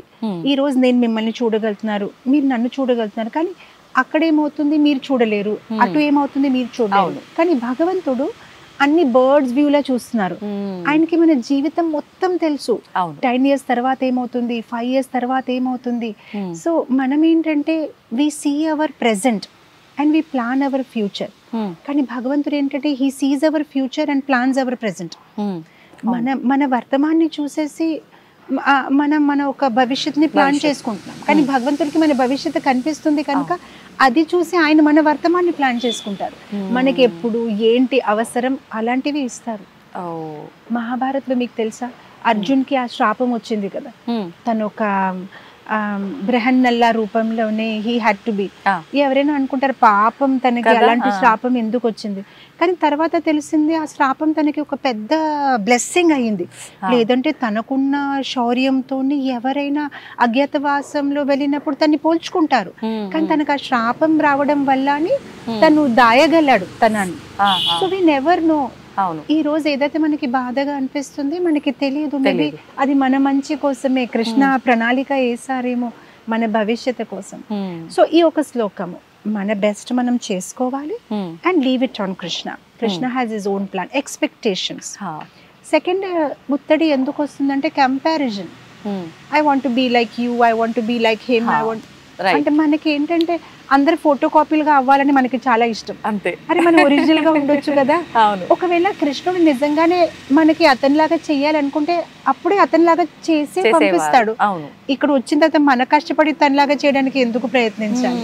ఎగ్జామ్ హాల్లో ఒక అమ్మాయి వెళ్ళింది, కానీ ఆవిడ ఇంగ్లీష్ ఎగ్జామ్ అనుకుంది, కానీ ఎగ్జామ్ చూసేస్తే మ్యాథ్స్ అనమాట. సో ఇంకా ఓ టెన్షన్ అయిపోయి ఇప్పుడు ఏం చెయ్యాలి, అయ్యో కృష్ణ ఏంటి ఇలా అయ్యిందని. కానీ చూస్తే ఫ్రంట్ లోని టాపర్ ఉన్నాడు అనమాట, స్కూల్ టాపర్ ఫ్రంట్ లో కూర్చున్నాడు. అప్పుడు ఆవిడ మనసులో అనుకుని పోన్లే, నేను అలా చేసినా కూడా కృష్ణ నాకు హెల్ప్ చేశారు, ఫ్రంట్ లో టాపర్ ఉన్నాడు కదా, ఇంకా హ్యాపీగా కాపీ కొట్టేస్తాను. మొత్తం అంతా కాపీ కొట్టేసింది, అయిపోయింది. బయటికి వచ్చారు ఎగ్జామినేషన్ హాల్ నుంచి. అందరు అడిగారు ఎలా రాసావు, ఎలా రాసాను. చాలా బాగా రాశాను, అసలు నేను ప్రిపేర్ అయ్యి రాలేదు, కానీ నా ఫ్రంట్ లో ఎవరైతే ఉన్నాడు కదా ఫుల్ తను ఏం రాస్తాను అలా కాపీ కొట్టేస్తాను. అప్పుడు అందరూ అన్నాడు, అవునా నీకు తెలియదా విషయం? ఏంటి విషయం? అసలు అందరు ఎగ్జామినేషన్ పేపర్స్ వేరే వేరేగా ఉన్నాయి, సెట్స్ అనమాట. అయ్యో నేను మొత్తం అంతా తన పేపర్ కాపీ చేశాను.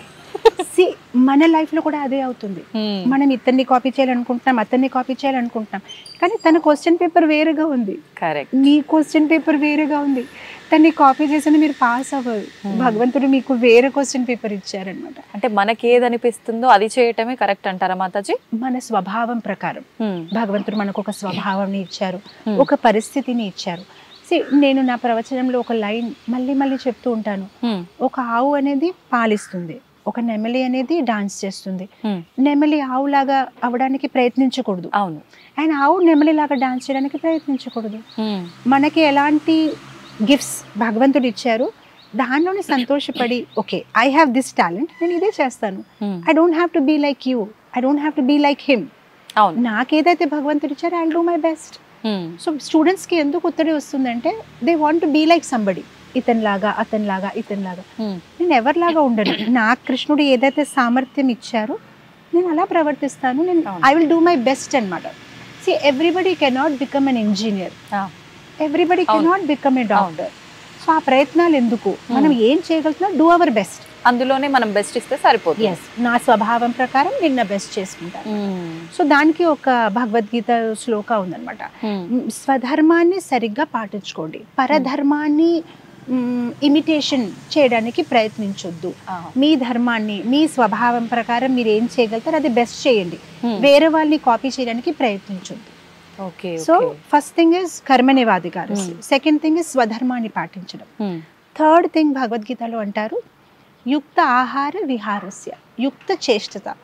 మీరు ఎవ్రీథింగ్ లిమిటెడ్ గా చేయాలి, ఆహారమైనా నిద్రైనా చేష్టలైనా ప్రతిదీ రెగ్యులేటెడ్ గా చేయాలి, రెగ్యులేటెడ్ గా నియమం ప్రకారం చేసుకోవాలి. మనం ఎందుకు ఇబ్బంది పడతామంటే గులాబ్ జామున్ తినడంలో తప్పు లేదు, ఎక్కువ తింటే డయాబెటీస్, డబ్బులు సంపాదించడంలో తప్పు లేదు, కానీ ఎక్కువ వర్కింగ్ అవర్స్ అయితే హెల్త్ పాడవుతుంది. ఏదైనా ఎక్కువ కాదు, ప్రతిదీ ఎంటర్టైన్మెంట్ లో తప్పు లేదు, మరి ఎక్కువ ఎంటర్టైన్మెంట్ చేస్తే you will lose your peace అన్నమాట. టీవీ చూడడంలో తప్పు లేదు, ఎక్కువ చూస్తే ప్రాబ్లం ఉంది. ఎవ్రీథింగ్ లిమిటెడ్ గా చేసుకుంటే ఎవ్రీథింగ్ యూ కెన్ డూ. కృష్ణుడు మీరు ఏం తినాలనుకుంటే తినండి, మీరు ఏం చూడాలనుకుంటే చూడండి, కానీ ప్రతి దానికి ఒక నియమం, ఒక క్రమశిక్షణ. సో ఇది భగవంతుడు గీతలో చెప్తున్నారు, యుక్త ఆహార విహారస. తక్కువ కూడా చేయకూడదు, అంటే ఆకలిగా ఉండిపోయి మరి హెల్త్ ని పాడు చేయకూడదు, అలానే ఎక్కువ తినకూడదు, ఎక్కువ పడుకోకూడదు, మళ్ళీ అలానే తక్కువ పడుకోకూడదు. సో శ్రీల ప్రభుపదులు వారు చెప్పేవారు అనమాట, మరీ తక్కువ పడుకుంటే క్రేజీ అయిపోతావు, ఎక్కువ పడుకుంటే లేజీ అయిపోతావు, లేజీ వద్దు క్రేజీ వద్దు, ఎవ్రీథింగ్ పర్ఫెక్ట్ గా ఉండాలి, మధ్యస్థంగా. ఈ మూడు ఎవరైనా చేస్తే they can have a happy life. ఎవరితో కంపేర్ చేయొద్దు, మనం బెస్ట్ చేసుకోవాలి, అండ్ ఒక మంచి సాత్వికమైన జీవితం ఏదైతే అన్ని పర్ఫెక్ట్ గా మధ్యస్థలంలో చేసుకుంటూ ఉంటే will have a happy life. ఉత్తడి అనేది ఉండదు. ఇప్పుడు ఏంటంటే కొంచెం ఎక్కువ. అవును, మొన్ననే మా కాంగ్రిగేషన్లో ఎవరో ఏ టెంపుల్కి రావట్లేదంటే జాబ్ అవర్స్ పెరిగిపోయాయి అంటే నేను అన్నాను, ఎందుకంటే లేదు మాతాజీ 5,000 శాలరీలో పెంచేశారు కదా. కానీ ఇప్పుడు ఏమైంది, పెంచేసినప్పటికి ఆ 5,000 కోసము అవర్స్ పెరిగినప్పటికీ ఆ బ్యాక్ ఏక్లు ఇది అది అల్టిమేట్లీ ఆ 5,000 డాక్టర్కి ఇచ్చాం. అంతే, బాడీ ఎక్కువ అలసిపోతుంది, టైంకి ఫుడ్ తినడం కూడా తగ్గిపోతుంది. చివరికి ఆ వచ్చిన ఎక్స్ట్రా శాలరీ డాక్టర్స్ చుట్టూ తిరగడానికి అయితే దాని బదులు మనమే this is enough for me, సంతోషం, I'm happy, I want to give time నా ఫ్యామిలీకి, నా ఆధ్యాత్మిక జీవితంకి, అన్నిటికీ నేను సరిగైన టైం కేటాయించగలాలి, ఆ సరిగైన బ్యాలెన్స్ నేను మెయింటైన్ చేస్తానని అనుకుంటే you can have a happy life. ఇంకా కొంచెం కావాలి, ఇంకా కొంచెం అంటే ఇంకా కొంచెం. అది మీకు ఒక కథ చెప్పాలి చిన్నది. ఒక రాజు తన బర్త్డే అనమాట, బర్త్డే అయితే తను అన్నాడు అందరికి ఏదో దానం ఇవ్వాలని అనుకుంటున్నాడు. సో అందరినీ పిలిచేసి మీరు పరిగెత్తండి, ఎంతవరకు మీరు పరిగెత్తి మళ్ళీ బ్యాక్ వస్తారు ఆ ల్యాండ్ అంతా మీకు నేను చారిటీ ఇచ్చేస్తాను. అందరు వెరీ హ్యాపీ అయిపోయారు. సో ఫస్ట్ పర్సన్ వెళ్ళాడు, తను ఎలా కొంచెం వెళ్ళి వచ్చేసాడు, ఓకే హ్యాపీ, చాలా బాగుంది. సెకండ్ పర్సన్ ఇంకా కొంచెం ప్రయత్నించాడంటే ఇంకా నేను రన్ చేస్తే సాధించగలుగుతారు, కానీ చాలా కష్టంతో బ్యాక్ వచ్చాడు. ఇంకొకడు వెళ్ళాడు, తనకు ఆ లోభము, ఇంకా కొంచెం అప్పటికే అలసిపోయాడు, కానీ పరిగెత్తున్నాడు. చివరికి చాలా దూరం వరకు వెళ్ళిపోయి ఆనందిస్తున్నాడు, ఇదంతా నాదే. కానీ ఆ పరిగెత్తి తను బిఫోర్ సన్సెట్ బ్యాక్ రావాలి, రాలేక వెనక వచ్చినప్పటికే తను అక్కడే దేహాన్ని త్యాగం చేస్తాడు. ఎందుకంటే చాలా గట్టిగా పరిగెత్తుతున్నాడు కదా, వెనక రావాలి, అప్పుడు కదా ల్యాండ్ మొత్తం తంది. ఇప్పుడు చూడండి ఏమైంది, ఆ కొంచెం పరిగెత్తేసి ఓకే ఇది నాది తృప్తి పడి ఉంటే ఎంత హ్యాపీగా ఉండేది. కానీ ఇంకా కొంచెంలోనే చివరికి ఏది రాలేదు. ఇక్కడ మీకు అనిపించట్లేదా ప్రస్తుతం ఉన్న ఈ జీవితంలో ఇంకా కొంచెం కూడా అలానే ఉన్నారు. ఏది అంటే మన దగ్గర ఏది ఉంది అది కనిపించట్లేదు, ఏదైతే కనిపిస్తుంది అది పొందలేకపోతున్నారు. అండ్ దాని ఒక రన్నింగ్ లోనే ఉంటున్నారు, జీవనం అంతా ఇలానే వెళ్ళిపోతుంది. అంతే, ఆ దూరం నుంచి కనిపిస్తుంది, అది దొరకట్లేదు. ఏదైతే ఉంది అది కనిపించట్లేదు. అంటే ఆల్రెడీ మన దగ్గర ఉంది కానీ దాని విలువ తెలియట్లేదు. అంటే ఏదో కావాలని చెప్పి ఉన్నదాన్ని మనం అనుభవించలేకపోతున్నాం. Because you are not counting your blessings, right? O Krishna is so kind. 2 కళ్ళు, ముక్కు, మంచి జీవితము, బట్టలు, భోజనము, మంచి కుటుంబము, మంచి ఎడ్యుకేషను, నేర్చుకునే అవకాశము, బుద్ధి ఎన్నో ఇచ్చారు మనకి. కానీ మనం అది చూడట్లేదు కదా. ఏదైతే నా దగ్గర లేదు, మనకి ఏంటంటే మన ప్లేట్ లో ఏముంది అది కనిపించదు. తన ప్లేట్ లో గులాబ్ జామున్ ఉంటే అదే కనిపిస్తుంది. తన దగ్గర అది ఉంది, సరే తన దగ్గర గులాబ్ జామున్ ఉంది కానీ నీ దగ్గర కూడా రసమలై ఉంది కదా, హ్యాపీ ఫీల్ అయిపో, అదే కావాలి. తన ప్లేట్ లో ఏంది నాకు అదే కావాలి. దుర్యోధన్ ఇంద్రప్రస్థలో వెళ్ళారు కదా, వాళ్ళు పెద్దగా, అది యాక్చువల్ గా ఖాండవ ప్రస్థ, అది ఇంద్రప్రస్థగా తయారు చేశారు మాయాదానవ్ ఒక హెల్ప్ తోని. అప్పుడు పెద్ద ఇనాగ్రేషన్, గృహప్రవేశం పాండవాలు పెట్టారు. పెట్టినప్పుడు కౌరవాలు వెళ్ళినప్పటికీ దుర్యోధన్ వాళ్ళు రిలేటివ్ కదా, రిలేటివ్స్ అనేసరికి మనం ఆ గృహప్రవేశ ప్రోగ్రామ్ కి మనం కూడా ఏదో చెయ్యాలి కదా. సో అందరికి ఏదో ఒక సేవ ఇస్తే దుర్యోధన్కి ఇచ్చిన సేవ ఏంటంటే మా గృహ ప్రవేశానికి ఎవరైతే మాకు గిఫ్ట్స్ ఇస్తారు కదా వాళ్ళ పేర్లు రాసుకో, ఇతను ఈ గిఫ్ట్ ఇచ్చారు, పేరు రాసుకోవడం గిఫ్ట్ ఇచ్చారు. తను ఇంకా అసూయతోని ఫుల్ కాలిపోయాడు అనమాట. ఇతనికి ఈ గిఫ్ట్ వచ్చింది, ఆ గిఫ్ట్ వచ్చింది. మొత్తం మీద ఎప్పుడైతే ఇంకా వెనక హస్తినాపురకు వచ్చేస్తే తను చాలా బాధలో ఉన్నాడు. అప్పుడు వాళ్ళ నాన్న అడిగారు, ఏ దుర్యోధన్ ఇంత ఏమైంది నీకంటే, నాన్న వాళ్ళకి ఇది వచ్చింది, అది వచ్చింది, ఇన్ని గిఫ్ట్స్ వచ్చాయి, ఇది వచ్చాయంటే అప్పుడు ధృతరాష్ట్ర అన్నారు, కానీ నీ దగ్గర కూడా ఉంది కదా, మన దగ్గర కూడా మొత్తం హస్తినాపూర్ రాజ్యం ఉంది, ఇది ఉంది, అది ఉంది అంటే అప్పుడు తను అన్నాడు, అవును నా దగ్గర ఉంది, కానీ నా దగ్గర వాళ్ళ దగ్గర ఉన్నది లేదు కదా, నాకు అదే కావాలి, ఏదైతే వాళ్ళ దగ్గర ఉంది నాకు అదే కావాలి. సో మన మనస్తత్వం కూడా చెప్పాలంటే కొంచెం దుర్యోధన్ లాగే ఉంటుంది. మన దగ్గర ఉన్నది హ్యాపీ కాదు, అదే కావాలి. తన దగ్గర అది ఉంది కదా, నాకు ఆ ఫోనే కావాలి, ఆ సారీయే కావాలి, ఆ లైఫే కావాలి. అక్కడే మనం బాధగా ఉంటున్నాం. అంటే కొన్ని సందర్భాల్లో, అంటే భగవంతుడి విషయంలో, మనం ఆధ్యాత్మిక జీవనంలో వెళ్ళే విషయంలో, మన లైఫ్ గోల్స్ విషయంలో ఇలాంటి ఆలోచన ఉండడం కరెక్టే అయి ఉండొచ్చేమో కదా మాతాజీ? ఉండకూడదు అంటారా? మీరేమంటారు? అంటే మీరు అంటున్నారు అంబిషన్ విషయంలో ఒక గోల్ ఏదైనా పెట్టుకొని నేను దాన్ని రీచ్ అవ్వాలి, అది నాకు కావాల్సింది, అలా పెట్టుకోవడం కరెక్ట్ ఏమో కదా? తప్పలేదు. నేను ఒకటే చెప్తున్నాను, అంబిషన్ అనేది మనిషికి ఉండాలి, లేకపోతే మీరు ఎలా హౌ విల్ యూ లివ్? కానీ ఎలా ఉండాలి అంబిషన్? ఫర్ ఎగ్జాంపుల్ మన డివైన్ టచ్ స్కూల్లోని పిల్లలకి ఎలా ఉంటాయంటే పోటీలు, నువ్వు ఇతనికైనా ఎక్కువ మార్క్స్ రావాలి అవసరం లేదు, నీకు మొన్న ఎన్ని వచ్చాయి దానికన్నా నీకు ఎక్కువ రావాలి. సో నీ పోటీ నీతోనే, ఎందుకంటే మన పోటీ మనతోనే పెట్టుకుంటే మనం ఇంకా ముందుకి వెళ్ళగలుగుతాం. ఫర్ ఎగ్జాంపుల్ అనుకోండి, నాకు 95 వచ్చే సామర్థ్యం ఉంది, ఓకే, కానీ క్లాస్ టాపర్కి 90 వచ్చింది. సో ఇప్పుడు నేనేమనుకుంటానంటే నేను ఎలాగైనా 90 రావాలి, అంతే కదా, అప్పుడు నేను క్లాస్ టాపర్ అయిపోతాను. సో అప్పుడు నేను ఏం చేస్తున్నాను, నా పొటెన్షియల్కి నేను సరిగ్గా ఎక్స్ప్లాయిట్ చేయలేకపోతున్నాను. సో నాకు ఇంకా వేరే వాళ్ళతో ఎందుకు పోటీ? నాకు మొన్న 80 వచ్చాయి, ఎలాగైనా నాకు ఇప్పుడు 85 రావాలి, నేను నన్ను డిఫీట్ చేసుకోవాలి. సో అలాంటి అంబిషన్ పెట్టుకోవాలి. కానీ వేరే వాళ్ళతో పోటీ పెట్టుకుంటే మన పొటెన్షియల్ ని మనమే మినిమైజ్ చేసుకుంటున్నాం. Maybe we can run better than them, maybe మనం వాళ్ళకైనా ఎక్కువ రావచ్చు, కానీ మనమే మనల్ని లిమిట్ చేసేసుకుంటున్నాం అన్నమాట. సో అంబిషన్ లో తప్పు లేదు.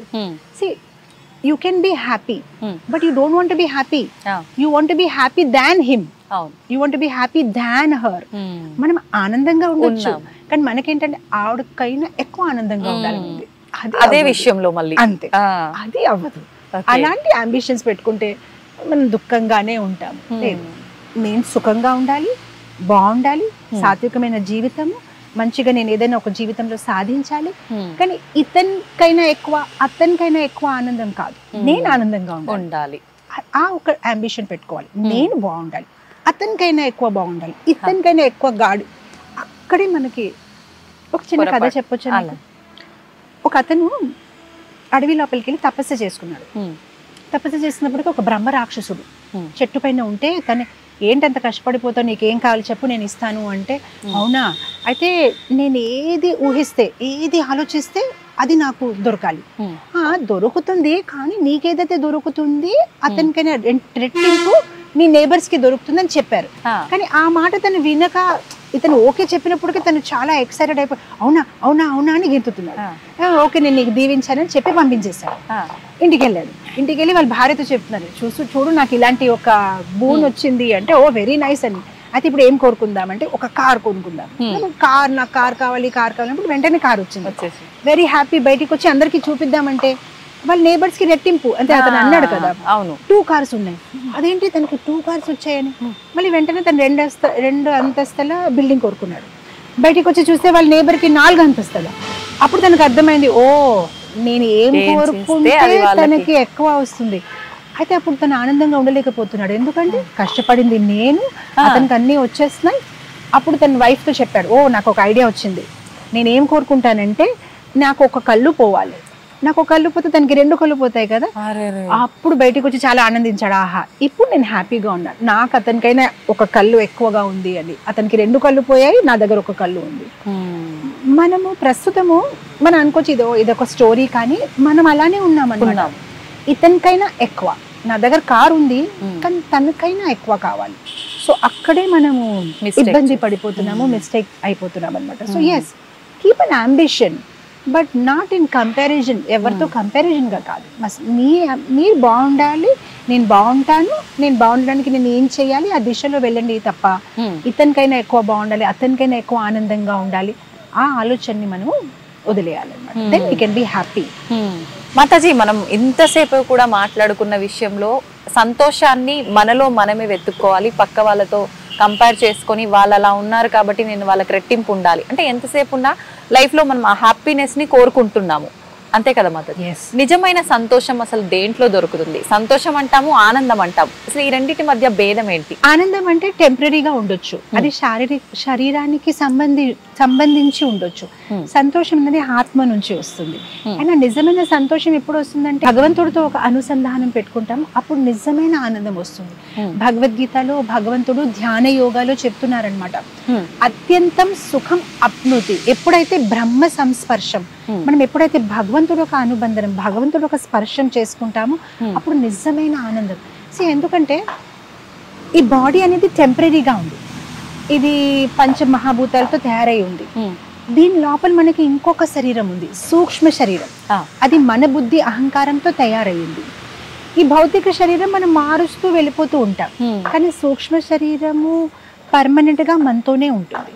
సో ఎలా అయితే ఇప్పుడు ఒక పంజరంలో ఒక పక్షి ఉంటే కేవలం పంజరంని పెయింట్ చేస్తే పక్షికి ఆనందం ఉండదు. పక్షికి భోజనం పెడితేనే అది బాగా ఆనందంగా ఉంటుంది. అలానే మనం అస్తమాను మన శరీరం కోసమే కష్టపడుతున్నాం. మంచిగా నాకు లగ్జరీ బ్లాంకెట్ కావాలి, మంచి బెడ్ కావాలి, కార్ కావాలి, ఫోన్ కావాలి. ఓకే, అది సమ్ ఆనందం ఇస్తుంది. సంతోషం అనేది ఎప్పుడు వస్తుందంటే ఎప్పుడైతే మనం ఆత్మకి పోషణం ఇస్తాం. ఆ ఆత్మకి పోషణం ఏంటంటే భగవంతుడితో అనుసంధానం, భగవంతుడిని గుర్తు చేయడం, ఆయన గురించి వినడము, ఆయన నామస్మరణం చేయడము, ఆయన ప్రసాదాన్ని స్వీకరించడము. ఎప్పుడైతే ఆ ఆత్మకి పోషణ ఇస్తామో అప్పుడు మనకి నిజంగా సంతోషం, you feel happy, peaceful, you will get that inner peace. లోపల నుంచి ఎంత ఆనందంగా సంతోషంగా, బికాజ్ మీరు ఒక బిగ్గర్ పిక్చర్ని చూస్తారు. అప్పుడు మీకు అర్థమవుతుంది ఈ జీవితం తాత్కాలికంగా ఉంది. ఇంతకైనా ముందు కూడా నేను జీవించాను, దీని తర్వాత చావు తర్వాత కూడా జీవితం ఉంది. ఏదైతే నా జీవితంలో జరుగుతుంది అన్ని తాత్కాలికంగా ఉంది. మన వైజాగ్లో మంచి బీచ్ ఉంది, అండ్ మా టెంపుల్ కూడా బీచ్ కి పక్కనే ఉంది. నేను డివోటీస్ తో చెప్తూ ఉంటాను, ఆ ఓషన్ మనకి ఒక పెద్ద లెసన్ నేర్పిస్తుంది. ఆ సముద్రంలో ఉన్న ఆ ఒక వేవ్స్ ఉంటాయి కదా, ఆ వేవ్స్ లో ఉన్న ఒక గుణం ఏంటంటే ఆ వేవ్స్ వస్తాయి మన దగ్గర, తరంగాలు, కానీ మనం వాళ్ళని ఉంచలేము, పర్మనెంట్ గా వెళ్ళిపోతాయి, వస్తాయి వెళ్ళిపోతాయి. అలా జీవితంలో కూడా సన్నివేశాలు, సందర్భాలు, పరిస్థితులు ఏది పర్మనెంట్ గా ఉండదు, అన్ని వస్తాయి వెళ్ళిపోతాయి. ఆధ్యాత్మిక జీవితంలో ఉన్నప్పుడు అది మనం చాలా క్లియర్ గా అర్థం చేసుకుంటాము, అండ్ ఎల్లప్పుడూ మన మనసులో అది గుర్తుంచుకుంటూ ఉంటాము. ఏది పర్మనెంట్ గా కాదు. ఈరోజు చాలా సుఖంగా ఉన్నా కూడా మరి పొంగిపోయే అవసరం లేదు, ఎందుకంటే దుఃఖం ఇస్ గోయింగ్ టు నాక్ ద డోర్, అది ఆల్రెడీ తలుపు కొడుతుంది. అండ్ దుఃఖంలో ఉన్నప్పుడు కూడా బాధపడే అవసరం లేదు, ఎందుకంటే సుఖం కూడా తలుపు దగ్గరే ఉంది, ఎప్పుడైనా రావు, రెండు పక్క పక్కనే ఉంటూ ఉంటాయి ఎప్పుడు కూడా. అండ్ ఏది శాశ్వతంగా ఉండదు, వస్తాయి వెళ్ళిపోతాయి. సో సుఖం వచ్చినప్పుడు పోన్లే ఆనందించండి, దుఃఖం వచ్చినప్పుడు మరి బాధపడిపోవద్దు. Everything is a passing phase, ఏది పర్మనెంట్ గా ఉండదు. సో ఆధ్యాత్మిక జీవితంలో వచ్చినప్పుడు ఇది మనకు ఒక పెద్ద లెసన్, గుణపాఠం. సో మనం ప్రతి పరిస్థితిని చాలా న్యూట్రల్ గా చూసుకోగలుగుతాము.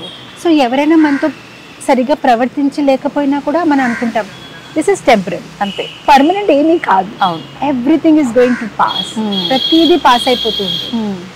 అండ్ అఫ్ కోర్స్ ఆధ్యాత్మిక జీవితంలో వచ్చినప్పుడు మనకి కర్మ గురించి కూడా ఐడియా వచ్చేస్తుంది. అప్పుడు ఏమొస్తుందంటే ఎవరి మీద కోపం రాదు, మనకు అర్థమవుతుంది ప్రతిదీ పూర్వంలో నిర్ధారించబడింది. నా లైఫ్ లో పర్టికులర్ గా నేను నా ఇంట్లో, నా డోర్ లో, ప్రతి ప్లేస్ లో నేను ఒక ఇంగ్లీష్ లో ఒక ఇది రాశాను, మై కర్మ మై ఫాల్ట్, మై కర్మ మై ఫాల్ట్. నా జీవితంలో ఏదైతే జరుగుతుంది నా వల్లే, ఎవరి వల్ల కాదు, వాళ్ళకంత సామర్థ్యమే లేదు నాకు ఏదైనా చేయడానికి. ఏం జరిగినా మై కర్మ మై ఫాల్ట్, నా కర్మ నా ఫాల్ట్, ఇంకా ఎవరితో సంబంధం అంటే అంత ఈజీగా తీసుకోగలగాలి అని అంటే ఆధ్యాత్మిక జీవనంలో వస్తే ఆటోమేటిక్ గా అది వచ్చేస్తుంది అంటారు. 100%. ఇప్పుడు ప్రస్తుతం ఉన్న వాళ్ళము ఏదైనా ఒక నలుగురం ఒక దగ్గర ఉన్నాము అంటే ఏదైనా జరిగితే ఇది నీ వల్లే జరిగింది వెంటనే పక్క వాళ్ళని అనేస్తాం. కొన్ని సందర్భాల్లో నిజంగా వాళ్ళది అయినప్పటికీ కొన్ని సందర్భాల్లో మన మిస్టేక్ ఉన్నా కూడా పక్క వాళ్ళని ఎప్పుడు కూడా మనం ఏళ్ళెత్తి చూపిస్తూ ఉంటాం. మాతాజీ, నిజంగా ఈ విధానం అంతా కూడా పోవాలి అంటే ఒక ఆధ్యాత్మిక జీవనంలోకి అడుగు పెడితే సరిపోతుందా? 100%. నేను మామూలుగా మా స్టూడెంట్స్ కి ఎగ్జాంపుల్ ఇస్తూ ఉంటాను. మార్నింగ్ కాలేజ్కి వెళ్ళారు, కాలేజ్ వెళ్ళినప్పటికి టిఫిన్ ప్యాక్ చేసుకుంటారు కదా, క్యారేజ్ లో చపాతీ సబ్జీ సంథింగ్ మీరు వంట చేశారు, ప్యాక్ చేశారు, వెళ్ళిపోయారు. కాలేజ్కి వెళ్ళినప్పటికి ఓపెన్ చేసి చూస్తే స్పూన్ లేదు, చూస్తే కూరలో సాల్ట్ లేదు. ఎవరిది మిస్టేక్? మాతాజీ మాదే కదా మిస్టేక్, ఎందుకంటే మేమే ప్యాక్ చేసాం, మేమే వంట చేసాం, మేమే మర్చిపోయాం. మీరు ఇంకెవరికైనా దాని గురించి దోషం ఇస్తారా? లేదు, మేమే ప్యాక్ చేసాం. అలానే మన జీవితంలో కూడా మనం అనుకోవాలి, మన చుట్టుపక్కల ఉన్న మన కుటుంబంలో ఉన్న మన భార్య, భర్త, పిల్లలు, ఆఫీస్ కొలీగ్స్, ఇదంతా మనం ప్యాక్ చేసిన టిఫినే. ఆ ప్యాక్ చేసిన టిఫిన్ తర్వాత ఓపెన్ చేసి అయ్యో స్పూన్ లేదేంటి, సాల్ట్ లేదేంటి అంటే అరుస్తే ఏంటి లాభం? ప్యాక్ చేసింది మీరే. సో మన చుట్టూ ఎవరైతే ఉన్నారో ఆ ప్యాక్ చేసిన కర్మలు మందే. మనం ఎలా అయితే వాళ్ళతో పూర్వంలో ప్రవర్తించామో they just giving back to us. వాళ్ళు జస్ట్ మనకి అది బ్యాక్ ఇస్తున్నారు, కానీ బ్యాక్ ఇచ్చినప్పుడు మనకి ఇష్టం అవ్వట్లేదు. ఎందుకు లేదు స్పూన్ అంటే మరి మీరే పెట్టలేదు, మీరే పూర్వంలో మంచి కర్మ చేయలేదు, అందుకోసం మీకు ఇలాంటి ఒక సిచ్యువేషన్ ఏర్పడింది. సో ఆ ఒక జ్ఞానం ఉంటే you will always able to discriminate. Okay నా ఫాల్ట్ పూర్వంలో నేను ఇది చేసి ఉంటాను, అందుకోసం ఇలా అయ్యింది అని. ఇంకో విషయం, వేరే వాళ్ళ మీద ఫాల్ట్ పెట్టడము it's a sign of weakness. మన వీక్నెస్, మన ఇన్సెక్యూరిటీస్ ఉంటాయి. మన వీక్నెస్ ఉంటేనే మనం అలా చేస్తాం. ఎవరైతే చాలా స్ట్రాంగ్ పర్సన్ ఉంటారో వాళ్ళ ఫాల్ట్స్ ని కూడా చాలా స్ట్రాంగ్ గా సునాయాసంగా ఒప్పుకోగలుగుతారు. వేరే వాళ్ళకి తప్పు ఇచ్చేయడము చాలా ఈజీ, కానీ ప్రాబ్లం ఏంటంటే అప్పుడు మీ గ్రోత్ కి అవకాశమే లేదు. ఎందుకంటే మీరైతే మిస్టేక్ చేయలేదు కదా, తను చేస్తారు కదా, తన గురించి కదా లేట్ అయింది ప్రోగ్రామ్. సో ఇంకా మీకు ఇంప్రూవ్మెంట్ కి ఛాన్సే లేదు కదా, ఎందుకంటే అంత మిస్టేక్ తందే. తన తప్పు ఉన్నప్పుడు తను అది రైట్ మార్చుకోవడానికి చూసుకుంటది. అలా కాదు, ఇప్పుడు ఈ రోజు ప్రోగ్రామ్ లేట్ అయింది అనుకోండి, ఇప్పుడు నేను అంటాను మీ వల్ల, అతని వల్ల.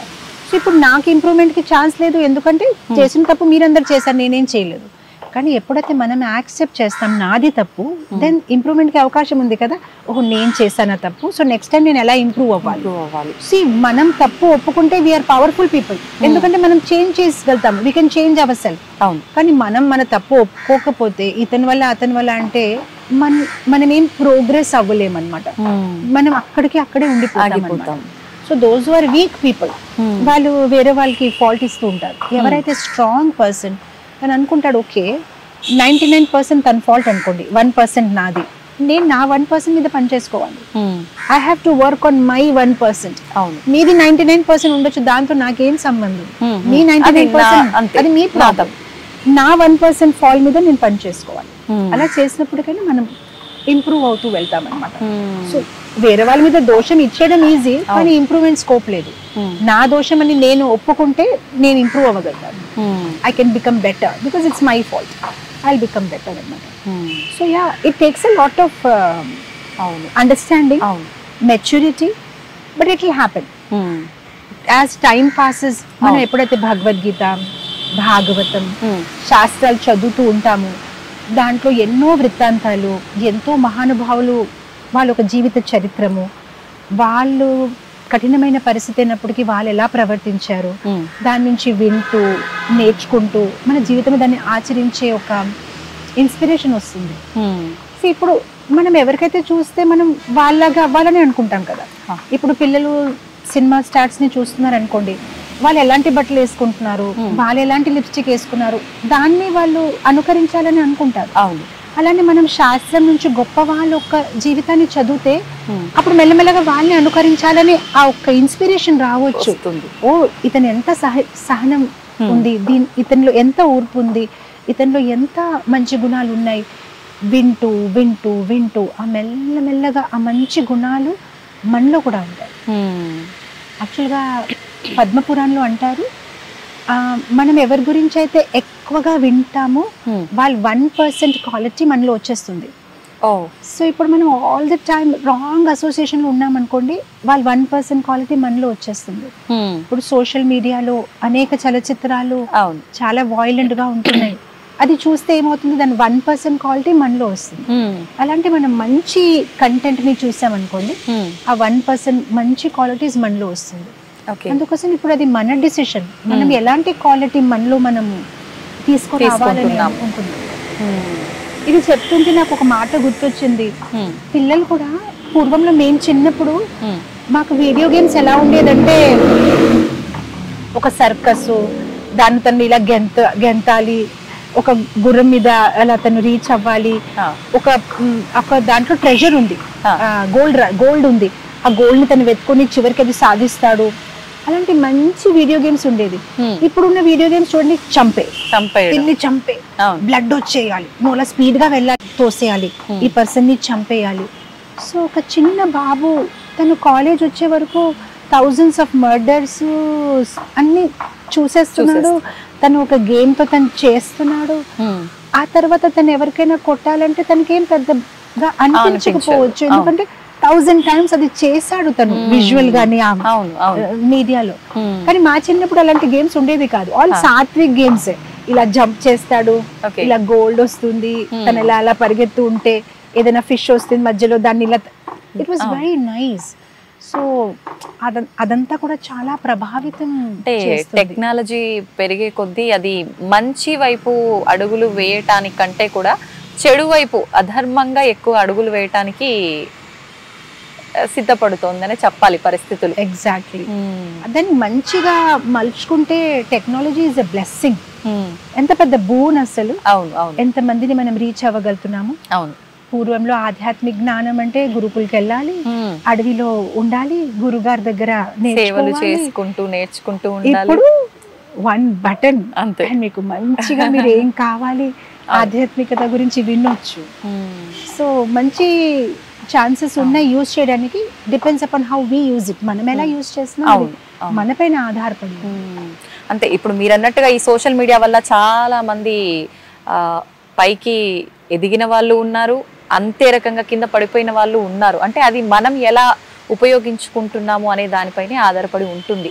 మనం ఉపయోగించుకోవాలి దాన్ని మంచిగా అని అంటే ఇప్పుడు మీరన్నట్టు మనం ఏ బటన్ నొక్కుతున్నాము అంతే కదా. ఎగ్జాక్ట్లీ. సోషల్ మీడియా చాలా పెద్ద ఇన్ఫ్లుయెన్స్ క్రియేట్ చేస్తుంది.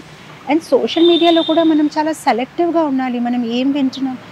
మీరు సోషల్ మీడియాలో వెళ్ళి గీత చదివితే మన కోసం మంచిది కాదని ప్రెస్ చేయండి, అలా కూడా 1000 reasons వస్తాయి. ఎవ్రీథింగ్ బ్యాడ్ అండ్ గుడ్ అన్నమాట. సో ఈవెన్ సోషల్ మీడియా మీద కూడా కంప్లీట్ గా ఆధారపడకుండా ఏదైతే ఆథెంటిక్ సైట్స్ ఉంటాయి, మన మెంటర్స్, మన గురువుల దగ్గర అది ఒక ఫిల్టర్ లాగా చేసి వెళ్ళాలి. ప్రతిదీ చూసుకుని ఊరికే ఆ రీల్స్ అలా అలా చూసినప్పటికీ కూడా మనం కంప్లీట్ గా, అంటే కొందరు అంటారు లేదు మేము భక్తి చేస్తున్నాం. ఎలా చేస్తున్నారు భక్తి అంటే? అదే రీల్స్ చూస్తాం, ఆధ్యాత్మిక రీల్స్ చూస్తాం. ఐ టెల్ యు వన్ ఒక స్టోరీ చెప్తాను. ఒక అతను చాలా పాపాలు చేశాడు. పాపాలు చేసినప్పటికీ చివరికి చనిపోయినప్పటికీ యమదూతలు వచ్చాయి. దూతలు వచ్చేసి, సార్ మీరు స్వర్గానికి వెళ్ళాలనుకుంటున్నారా, నరకానికి వెళ్ళాలనుకుంటున్నారా, మీకు ఆ ఆప్షన్స్ ఉన్నాయి అంటే ఇతను వెంటనే, నేను ఎప్పుడు జీవితంలో గుడికి వెళ్ళలేదు, నాకు ఆధ్యాత్మికత గురించి ఎటువంటి జ్ఞానం లేదు, కానీ నాకు అంతైతే తెలుసు, మంచి కర్మాలు చేస్తే స్వర్గానికి వెళ్తాము, చెడు కర్మాలు చేస్తే నరకానికి వెళ్తాము, ఆ మాత్రం జ్ఞానం అయితే నాకు ఉంది.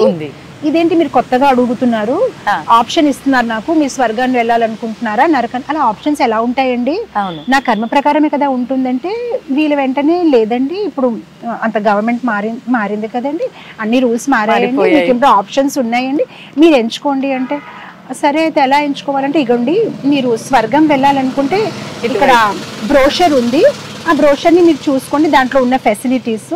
మీరు నరకం వెళ్ళాలనుకుంటే ఇగోండి యూట్యూబ్ లింక్ ఉంది, దాంట్లో మీరు చూడండి అంటే తన మనసులో అనుకున్నాడు, అయ్యో స్వర్గం ఇంకా చాలా బ్యాక్వర్డ్ గా ఉంది, ఇంకా బ్రోషర్స్ ఎవరు చూస్తారు, అన్ని యూట్యూబే కదా, నరకం చాలా టెక్నాలజికల్ అడ్వాన్స్ ఉంది, యూట్యూబ్ లింక్ ఉంది. తను హ్యాపీగా యూట్యూబ్ లింక్ పెట్టుకుంటే అందరూ చాలా ఎంజాయ్ చేస్తున్నారు, ఏదో తాగడము, స్మోకింగ్, ఇది అది ఇలా జంపింగ్ అనమాట. అబ్బా చాలా బాగుంది అని. వాళ్ళు 10 minutes తర్వాత వచ్చారు, సార్ డిసిషన్ తీసుకున్నారండి అంటే, అవును నేను నరకానికి వెళ్తాను. Are you sure sir? అవును నేను నరకానికే వెళ్తాను. ఓకే సరే సార్ రండి తీసుకొని, సార్ మీరు నరకానికి వెళ్ళాలనుకుంటే లిఫ్ట్లో బటన్ కొట్టండి, తిన్నంగా కిందకి వెళ్ళిపోయి నరకానికి వెళ్ళిపోతారు. ఒకవేళ లేదు నాకు స్వర్గాన్ని వెళ్ళాలని అనుకుంటే ఇగోండి మెట్లు ఉన్నాయి కదా, పైకి ఎక్కిపోండి స్వర్గంకి వెళ్ళిపోతారు.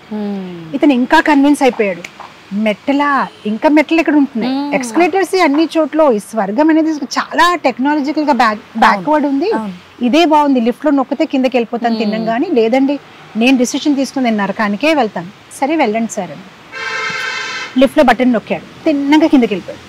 లిఫ్ట్ ఓపెన్ చేశారు, ఓపెన్ చేసినప్పటికీ చెడు వాసనం అనమాట. అక్కడ మలమూత్రాలు విసర్జించి ఇక్కడక్కడ అందరు ఏడుపులు ఏడుస్తున్నారు, అగ్గి కాలుస్తుంది అంతే. సో అప్పుడు వెంటనే వచ్చారు, మేడం మేడం సార్ మీరు రాంగ్గా తెచ్చారండి, ఈ రాంగ్ ప్లేస్ అండి, మేబీ బై మిస్టేక్ తెచ్చారండి, ప్లీజ్ నన్ను పైకి తీసుకురండి అంటే వాళ్ళు పైనుంచి వచ్చారు, సార్ మీరే కదండి నరకాన్ని సెలెక్ట్ చేస్తున్నారు, కానీ ఆ యూట్యూబ్ లింక్ లో అలా లేదండి. యూట్యూబ్ లింక్ లో అందరు చాలా ఆనందంగా కనిపించారని అప్పుడు వెంటనే వాళ్ళ పైనుంచి that is our social media PR department అండి, వాళ్ళ కొంచెం అలానే ప్రస్తుతి చూపిస్తూ ఉంటారండి.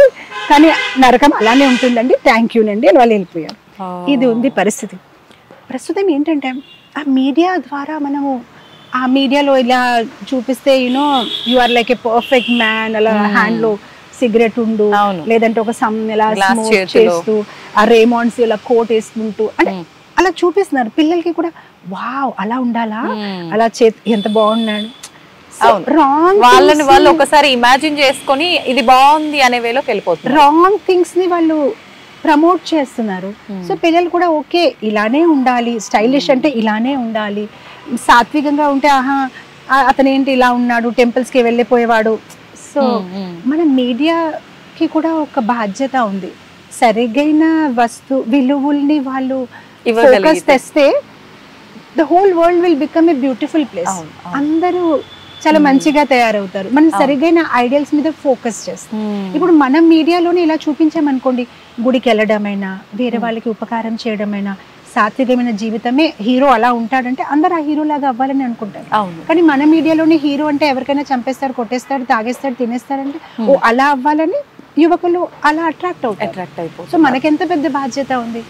మనం మన ఒక్క కమ్యూనిటీని ఎలా చూడాలనుకుంటున్నారు, మనం అలాంటి మీడియా కంటెంట్ రిలీజ్ చేయాలి. అవును, మీడియా కంటెంట్ రాంగ్ గా రిలీజ్ చేసిన తర్వాత ఇగో ఈ రేప్స్ ఎందుకు అయిపోయాయి కలకట్టాలో, ఇగో ఇదేలా ఎందుకు అయింది, అలా మళ్ళీ మీ వల్లే అయ్యింది. అది మీరు ఏదైతే ప్రకాశంలో తెచ్చారో, ఏదైతే హైలైట్ చేస్తున్నారో అందరు దాన్ని అనుకరిస్తున్నారు. మంచిది హైలైట్ చేయండి, అందరు మంచిగా అనుకరిస్తారు. అంటే భగవంతుడు కూడా మనకు మంచి చెడు అని ఇప్పుడు మీరు చెప్పిన ఉదాహరణలోంచి సింపుల్ గా అర్థం చేసుకోవాలి అని అంటే 2 మార్గాలు మన ముందర ఉంచారు. నువ్వు ఏ మార్గం ఎంచుకుంటావు అని అంటే అందరం కూడా కొంచెం మనకి ఎంజాయ్మెంట్ కు దగ్గరగా ఉండి సులువుగా ఏది ఉంటే ఫస్ట్ దాంట్లో వెళ్ళిపోతాము. అదే అతి కష్టవంతమైనది ముందుకు వెళ్తున్నా కొద్దీ. ఏదైతే ముందు నుంచే మనం కష్టపడుతూ వెళ్తామో వెళ్ళేసరికి చివరికి అదే అందంగా ఉంటుంది అనటానికి ఒక నిదర్శనంగా చెప్పొచ్చు. అంటారు కదా మేడం, మనం ఏం చేసినా కూడా మొదటి మెట్టు దగ్గర నుంచి ప్రారంభిస్తే మెట్లు ఎక్కుకుంటూ వెళ్తే అక్కడికి వెళ్ళిన తర్వాత అది అలా ఫిక్స్ అయిపోతుంది అని చెప్పి నిజంగా చాలా విషయాలు అర్థం చేసుకోవచ్చు మీరు చెప్పిన ఆ ఎగ్జాంపుల్ నుంచి. ఇవన్నీ కూడా ఈ మెసేజ్ నిజంగా పిల్లల వరకు వెళ్ళగలిగితే చాలా బ్యూటిఫుల్ గా ఉంటుంది వాళ్ళ లైఫ్. దీన్ని వాళ్ళు ఒక ఆచరణలో పెట్టుకోగలిగితే వాళ్ళ లైఫ్ లో ఎగ్జాక్ట్లీ అద్భుతం మేడం. నిజంగా ఇప్పుడు మీరు అన్నట్టుగా స్వర్గం నరకం అన్నారు కదా మేడం, నిజంగా ఈ స్వర్గం నరకం అనేది ప్రతి ఒక్కరి లైఫ్ లో ఉంటుందంటారా, లేదంటే ఇది మనిషిని ఒక మంచి జీవనం వైపు తీసుకెళ్లడం కోసం చెప్పే ఉదాహరణ వరకు మాత్రమేనా? ఇది ఉదాహరణ కాదు, ఇది నిజంగా ఉంది. నిజంగా ప్రదేశాలు ఉన్నాయి. మొత్తం అంతా భాగవతం, శ్రీమద్ భాగవతంలో వ్యాసముని రాశారు. సో ఇప్పుడు మనం చూస్తున్నాం కదా, ఎన్నో గ్రహాలు మీకు సైన్స్ లో కూడా మీకు చెప్తున్నారు. సో నిజంగానే అలాంటి ప్లేసెస్ ఉన్నాయి. ఎక్కడైతే లైక్ ఫర్ ఎగ్జాంపుల్ మన ఒక సిటీలో అయినా స్టేట్ లో అయినా ప్రిజన్స్ ఉంటాయి కదా, ఎక్కడైతే ఎవరైనా తప్పు చేస్తే వాళ్ళని సరిదించడానికి, వాళ్ళని సర్దించడానికి, వాళ్ళని సరి చేయడానికి తీసుకువెళ్తారు. అలానే ఈ ప్లానెటరీ సిస్టమ్స్ లో కూడా అలాంటి గ్రహాలు ఉన్నాయి.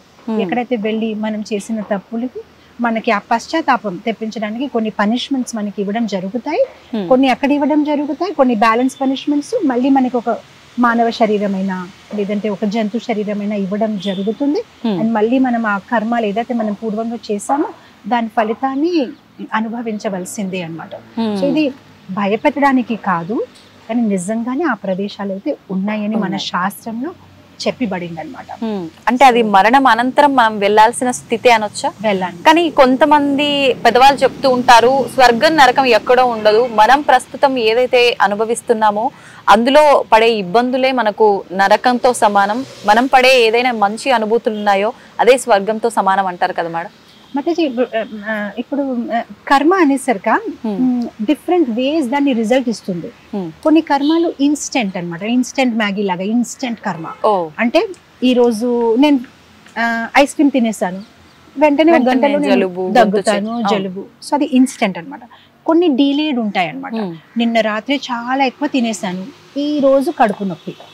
కొన్ని ఏంటంటే ఇప్పుడు ఎవరో స్మోక్ చేస్తున్నారు 1 year 2 years వరకు ఏమీ తెలియదు, 10 years తర్వాత దాని ఒక కర్మతాలు ఒక ఫలితం, అప్పుడు వాళ్ళ లంగ్స్ పాడైపోయి అన్ని రకాలుగా. సో అలానే ఇప్పుడు మీరు అన్నారు పెద్దవాళ్ళు అంటున్నారు ఇక్కడే దాని ఫలితాలు, ఎస్ కొన్ని ఇక్కడే ఉంటాయి, కొన్ని ఇన్స్టెంట్ గా ఇక్కడే ఉంటాయి, అది మనం చేసే కర్మను బట్టి.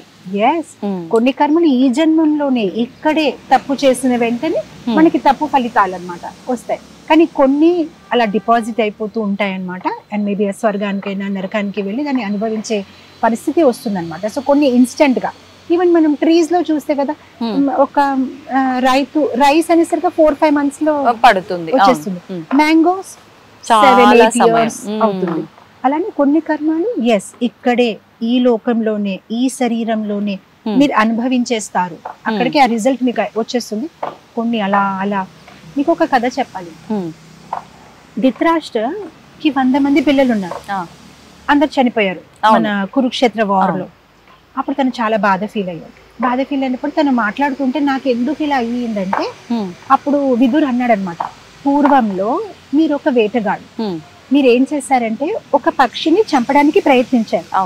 ఆ పక్షి తెలుగులో నెస్ట్ కి ఏమంటారు, గూడు. పక్షి తనకు ఒక 100 eggs ఉన్నాయన్నమాట, పిల్లలు. ఇంకా వాళ్ళు ఎగ్ నుంచి బయటికి రాలేదు. అక్కడ అలా ఉంటే ఇతను ఆ పక్షి మీద బాణం వేశాడు. వేసినప్పుడు అది ఎగిరి వెళ్ళిపోయింది. దీనికి కోపం వచ్చింది, అంత పర్ఫెక్ట్ గా వేసాను, ఇది రైట్ మూమెంట్ కి ఎగిరింది అని కోపంతో ఆ ఒక నెస్ట్ తీసుకొని ఆ 100 eggs ని అలా పడేశాడు. సో ఆ పక్షి ఏడ్చింది అనమాట, తన ముందు తన 100 పిల్లలు చనిపోయారు. సో మీరు అది చేశారు కనుక మీకు ఈ పనిష్మెంట్ వచ్చింది. ఈ లైఫ్ లో మీకు కూడా 100 మంది పిల్లలు మీ ఎదురుగానే ఆ కురుక్షేత్ర భూమిలో ఒక్కరి తర్వాత ఒక్కరు చనిపోయారు. సో ధృతరాష్ట్ర అన్నారు, కానీ మీరంటున్నారు ఇది ఎప్పుడో 50 జన్మల కిందట చేసిన పని, 50 జన్మల వరకు ఎందుకు వేచి ఉంది నాకు ఆ కర్మ ఫలితం ఇవ్వడము? సో అప్పుడు విదురు అన్నాడు, అంటే మీకు కొడుకు పుట్టాలంటే కూడా మీకు మంచి కర్మలు చేయాలి కదా, అలా పుట్టడు కదా, అందుకోసం 50 lifetimes మీరు చేసిన మంచి కర్మల వల్ల మీకు 100 boys 100 మంది కొడుకులు మీకు పుట్టారు. అండ్ తర్వాత ఆ 50 lifetime బ్యాక్ చేసిన తప్పుకి ఈ రోజు మీకు పనిష్మెంట్ వచ్చింది అనమాట. సో మీరు చూడండి, కర్మను గహన ఆ కర్మ ఎలా ఉంటుంది అంటే దాని ఒక ఈక్వేషన్ ఎవరు చెప్పలేరు. మ్యాథ్స్ లో మీరు ఈజీగా చెప్పగలుగుతారు 2 + 2 4. మీరు చేసిన అదే వస్తుంది, నేను చేసిన అదే వస్తుంది, రాత్రి చేసిన అదే వస్తుంది, పొద్దున్న చేసిన అదే వస్తుంది, జర్మనీలో చేసిన అదే వస్తుంది. కానీ కర్మ అలా కాదు, మీరు ఎప్పుడు ఏది ఎలా ఏం చేశారు, దాంతో కృష్ణుడు ఎలాంటి కాంబినేషన్ పెడతారో తెలియదు, ఎలాంటి కర్మ ఎప్పుడు బయటికి వస్తుందో తెలియదు. ఇది చాలా కర్మనో గహనాగతి, ఎవ్వరు అర్థం చేసుకోలేరు, చాలా గూఢమైన రహస్యమైన సైన్స్ ఇది. ఏం చేశారు పూర్వంలో, దాంతో ఏం మల్టిప్లై చేసి ఏం డివైడ్ చేసి ఏం సపరేట్ చేసి మీకు ఆ ప్రొడక్ట్ ని భగవంతుడు బయటికి ఇస్తాడు తెలియదు.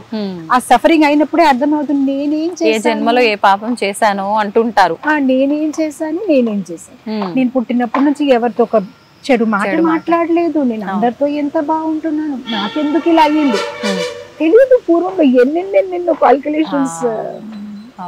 క్యాల్కులేషన్స్ ఉన్నాయి అన్నమాట.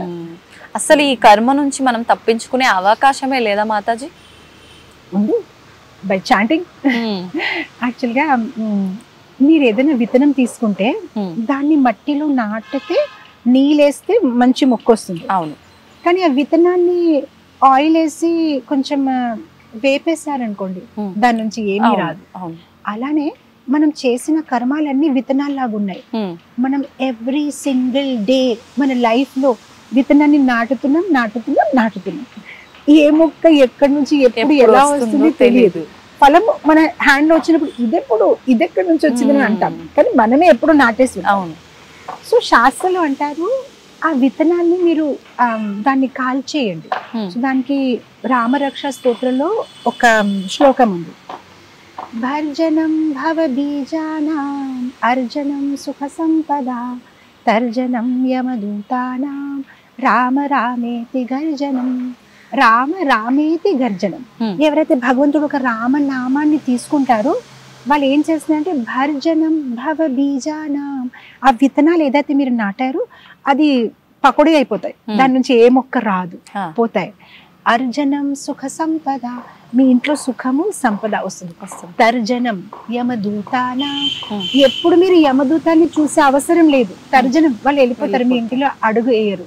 అదంతా నీ జీవితంలో కావాలంటే రామ రామేతి గర్జనం, భగవంతుడు నామం నామము నామం, రామ రామ రామ.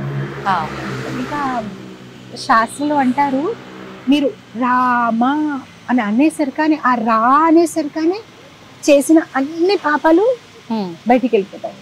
మా అని ఎందుకు అంటున్నామంటే, మా చెప్పినప్పుడు అది మళ్ళీ వెనక రాకుండా ఉంటాయి అన్నమాట. అంత పవిత్రమైనది రామనామం.